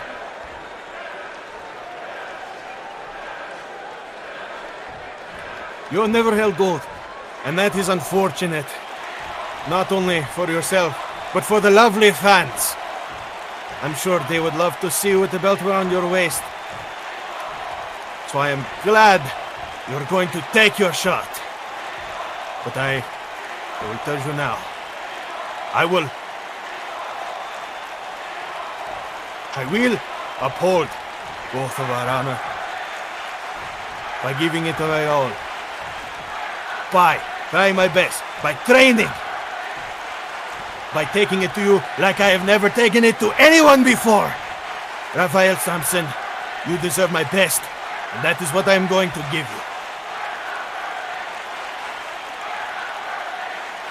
I do hope, however, that you're going to give me your best as well. Just because I respect you, just because, dare say, I like you, does not mean I'm going to take it any less easy on you than I would anyone else. And I want the same courtesy from you. So let's get in that ring next week. And let's make some magic, huh?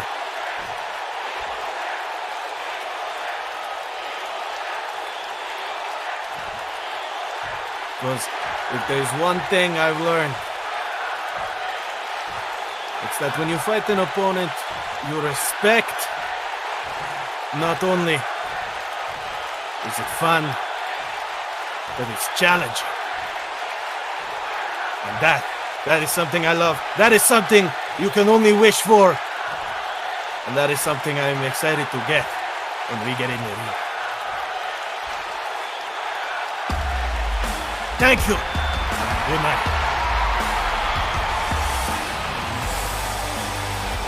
And there you have it. Bart Ender singing the praises of his opponent next week at Apocalypse, Raphael Sampson. Well, Michael, we're getting towards the end of the evening, but we still have a lot to cover, even though we only have one match left. We have a few people we still have to hear from. A lot is going to be happening next week. Did you forget anybody? Did you forget anybody, Jerry? I didn't forget anyone. Nothing has been forgotten. All right. But there is one thing, a person we haven't heard from in a little bit. We've seen him recently. In fact, we'll see him in a few minutes in a managerial capacity. But that is our world heavyweight champion, the man who will face the one, the only, the man known as Grizzly Adams. And that, of course, is our own world heavyweight champion, the one and the only Zacco Duo. So let's now hear from the cursed future himself about next week. Did you miss me? The real me, speaking to you all? It's been a while and there's so much to cover. But sadly, I, like all of you, have rules to follow, so I'll keep this brief and focused. Next week is my first title defense since winning the Multiverse Heavyweight Championship at Multivania 5, and I couldn't be more excited to defend this title under the new management. And who better an opponent than the sleeper hit of the Murder Cave, Grizzly Adams. A former world champion yourself, taking the title from our old company face, Trash Man Jones. A face has now faded away in our new era. I stand as the new face of MNW, the Grand Slam champion, the ace, and you've come to take that title from me. Time repeats, it's a cycle, but unlike last time, you're not going to walk away with gold. You may be part of the Murder Cave, but I'm far deadlier than all four of you combined. I'm not stepping into your territory, you are stepping into mine.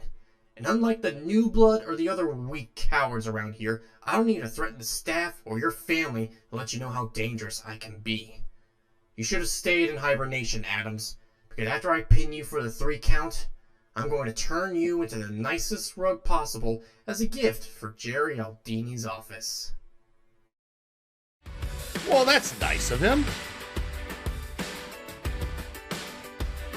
Well, Michael, it's just about time. We have the main event coming up. Shoot Nation versus the main event Next.exe. The winner of that match will go on next week to Apocalypse to face the tag team champions, the Toxic Wastelanders, for the unified tag team championship belts. But let's hear from a member of each team. First off, the Scorpion, Jack Abbott. So, Warzone, are you paying attention? Because apparently Meme is. I have to admit a small measure of frustration. Despite being something of a crowd favorite, as it were. Every round of this tournament, every round, Devin and I have been decidedly viewed as the underdogs. And honestly, I get it. We're not established, and we've both only recently returned to action. But that doesn't change the fact that being the underdogs round after round can be a bit draining. But I have to admit, we have been blessed with one of the best advantages one can get in combat sports. Your opponent underestimating your abilities. Now, I doubt that Meme is dumb enough to underestimate us to that level, say, like the level that, say, Conquest Bloodline seemed to. They've shown again and again they do know how to win fights, but they are arrogant. They can usually back that arrogance up, but it does just leave the tiniest of windows for people like me and Devin to take advantage of, because we're both tougher than most people expect, we're stronger than most people realize, and we're both far more skilled combatants than sometimes we get credit for. And when we see an opening, no matter how small, we are relentless in our pursuit of it. So, Meme, while I'm not entirely sure how one makes a synthetic life form tap out, I am damn sure going to try and find out. We will see just how well constructed your bodies are in the ring. Whether we win and get an opportunity to take on the Wastelanders, or whether the clock strikes midnight on our run in the finals and we lose to Meme, they and everybody else in Warzone are going to know that Shoot Nation always comes to fight. So, Jay Sawyer, Malice, be seeing you. And now let's hear from one half of the other team. Ladies and gentlemen, we didn't forget him this week. It's R. Sawyer. When you eliminated Conquest Bloodline, you earned Malice's ire. When you eliminated Eastern Bloc Party, you earned my curiosity. And when you eliminated Omega Club, you earned Meme's attention. Shoot Nation has never actually fought Meme before. Or if we did, it was so unremarkable it wasn't even worth recording into the memory banks. So let's do a bit of shoot therapy on Shoot Nation, shall we? First of all, you're sponsored by Lowe's. But why? Are you made out of inferior materials as well? Made out of inferior skill? Inferior training? And will constantly break when the wind so much as blows in your general direction? Seriously? Why? Second on the list of questionable decisions, you had Ginger Boy come out to manage you one time. The mad lad from London. Do you think him being a Londoner gives him special clout? Just know this. This bot, me, R. Sawyer, the undisputed future, was made in the UK, in London. And I don't need a London dungeon to keep you two locked down. I have Malice, the vehicular incident that will clog up the M25 with road traffic collisions on any given day of the week. We are going to Apocalypse. We are going to face the toxic wastelanders over your broken bodies, and we are going for those belts. And the way it will happen will be simple. In the ring, your bones are going to creak, crack, and then break until...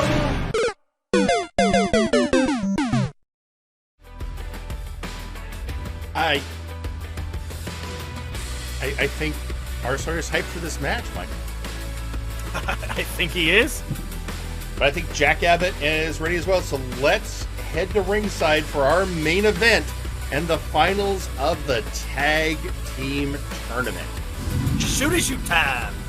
Shooting. The following match is your main event that is scheduled for one fall. This is a tag team match introducing first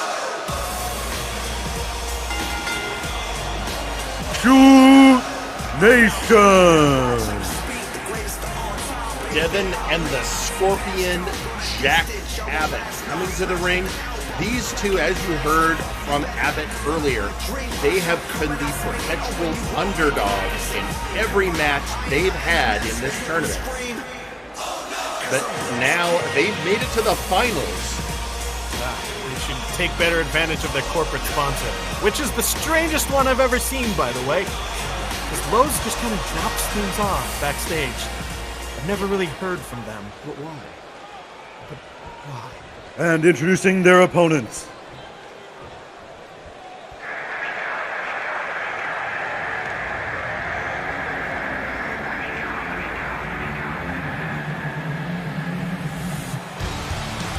The main event mix. Meme being accompanied by the World Heavyweight Champion Zacko Duo. Look at that title. Beautiful. It is a great belt, and it has been adorning Zacko Duo since Multimania.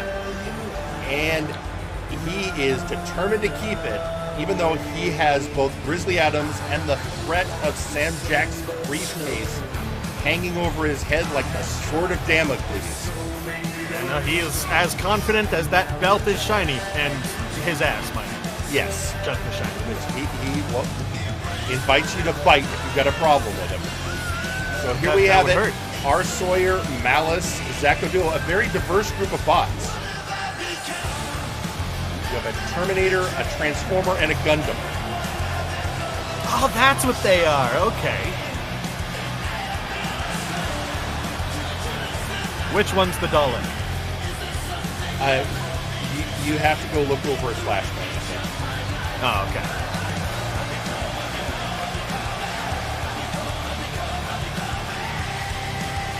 There they are. One of the most decorated and respected factions on Warzone. And as everyone knows, Zacko Duo was right. Everything he told us, he was right.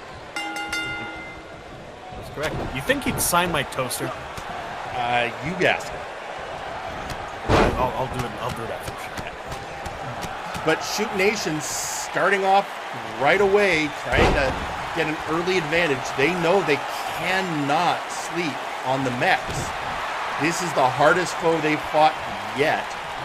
They have to pull into all of that MMA training if they are going to come out on top against these two. Of course, the dreaded blue screen, which has ended every match so far. Indeed, that move looks rough. And also, should you really be sleeping on opponents that don't need to sleep? Good point. And get it. One thing, if you're Shoot Nation, you want to end this match with R. Sawyer in the ring. Not to sleep on R. Sawyer. He is a former heavyweight champion. He is a very decorated wrestler. But in the end, I think even he would agree that the Malice is the deadlier of the two of them. Is it a heater? They call it a heater? Right, Jerry? Here he's the cleanup man. Gotcha. Or as we like to call it, the monster. I don't know. These guys are pretty well equipped. I'm pretty sure all of them could be heaters if they wanted to. Well, and that's been the point, and that goes back to what Jack Abbott was saying. Everyone has been underestimating Shoot Nation, even though they are a well-oiled and experienced tag team. Oh no, I just meant that they could get warm. Sure. Let's go with that. All right, and now Malice is in the ring with the Scorpion. Oh boy, mistakes have already been made. Ooh! At least now with this tag match, all four opponents are in the ring at one point or another. Everyone has been played. All the cards are on the table. It's just which one of those cards can snap your leg if he wants to. I mean, this is a point. In the meantime, and Zacko Duo getting involved. Helping out his friends. Cheering them on. That's the one problem Shoot Nation has. There's no one in their corner. Jack Abbott and Devin on their own.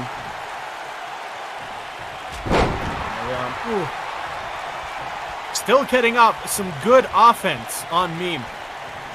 Not holding it up. Again, experienced wrestlers, experienced MMA fighters, former members of the MNW ring crew. Yeah, that MMA experience gives them they got a scrappiness, they got a no quitness to them that I do enjoy. slamming down the man known as Devin. Slamming it down right as I sing their praises. This man, this machine. Got to bring him right back down. He is going to roll out, and if you give him a chance, he is going to blue screen you. And once again, tagging in his partner, who actually seems to be getting some good offense in on Malice. Knocked him down with that punch. I know that move is so devastating. The few times that I've seen it, every time my computer crashes, I gotta check behind me. And off that turnbuckle, this is what you got. You cannot give Malice a chance to lock in that blue screen. You've got to work him now. You got to keep him down. Yep. If you give him an inch, he's going to take a couple miles on your ass. That is, and he is going to transform and roll out on you.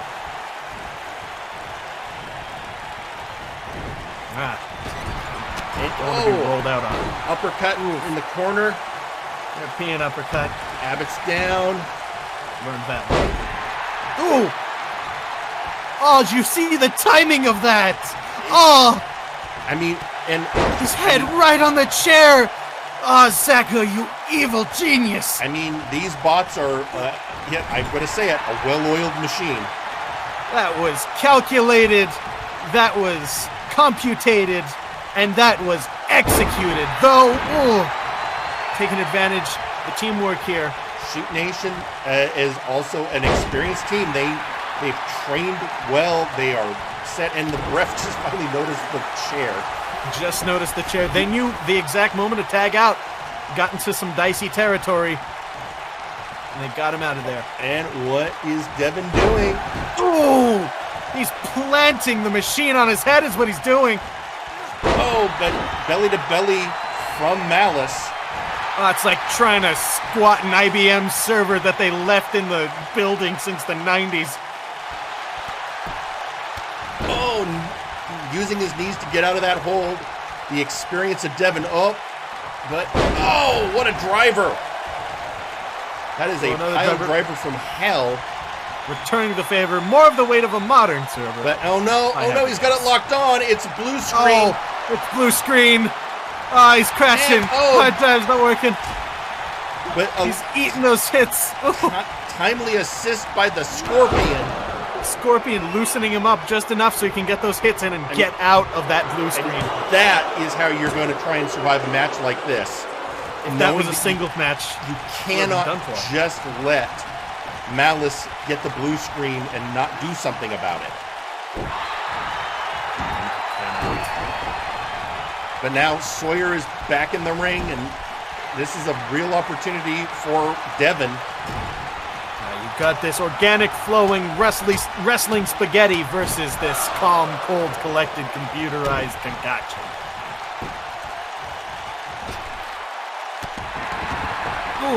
Leg drop onto the back of the head. Are we gonna see it? Are we gonna see it? No. Somehow, and there goes the ref. Looked like we were maybe going to get to see the STF, but instead, Marshall got up it, and now the ref got his dome clocked. Maybe now we're going to see it. And so did Sawyer. Once again, that functional immortality on the ref. Very useful. There we go. Locking it in.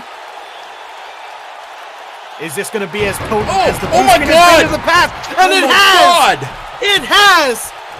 Unbelievable!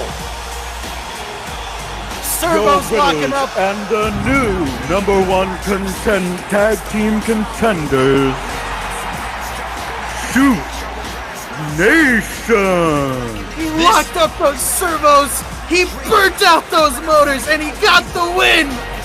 This has been the Cinderella story. Literally, this team has been the underdog the entire tournament. And true to the Scorpion's words, people should not have been underestimating them ever. My God. That was an impressive show of skill there. I wouldn't say Cinderella because Cinderella knew how to dress. But still, an impressive showing. Well, impressive, yeah. But what that means is next week, ladies and gentlemen, Shoot Nation will be facing off against the Toxic Wastelanders. So next week, Zach O'Doul versus Grizzly Adams. Dagrick puts the Warpgate Hardcore Championship up against his greatest grudge, Arkolf. Bart Ender will face Raphael Sampson. Beowulf and Sergeant Major Payne will have their face-off in a cage. The Outlaws will face a mystery opponent if they lose. They do not get to face off anyone for gold until after Multivania.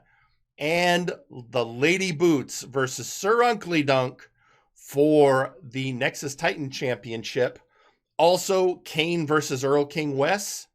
Burnout Vaughn versus Vinsmoke Sanjay. If Burnout wins, Vinsmoke has to go to Burnout's doctor to see if he can remove the remnants of the hat. And Daverman versus Ozir Turan.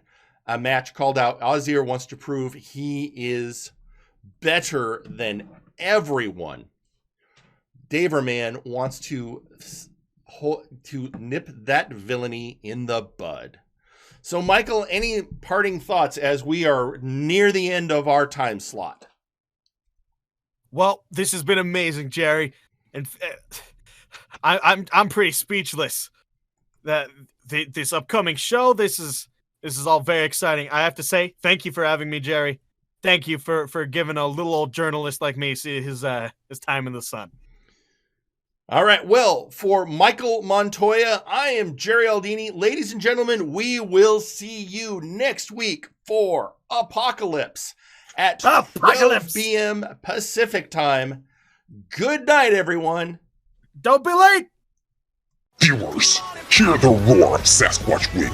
One half of O-Lords. Want more Multiverse Nexus Wrestling? Want more Raphael Sampson and Sasquatch Wing? Want more O-Lords? Then look below video. Like, share, comment, subscribe, ring the little bell and square, and watch more of MNW on this channel.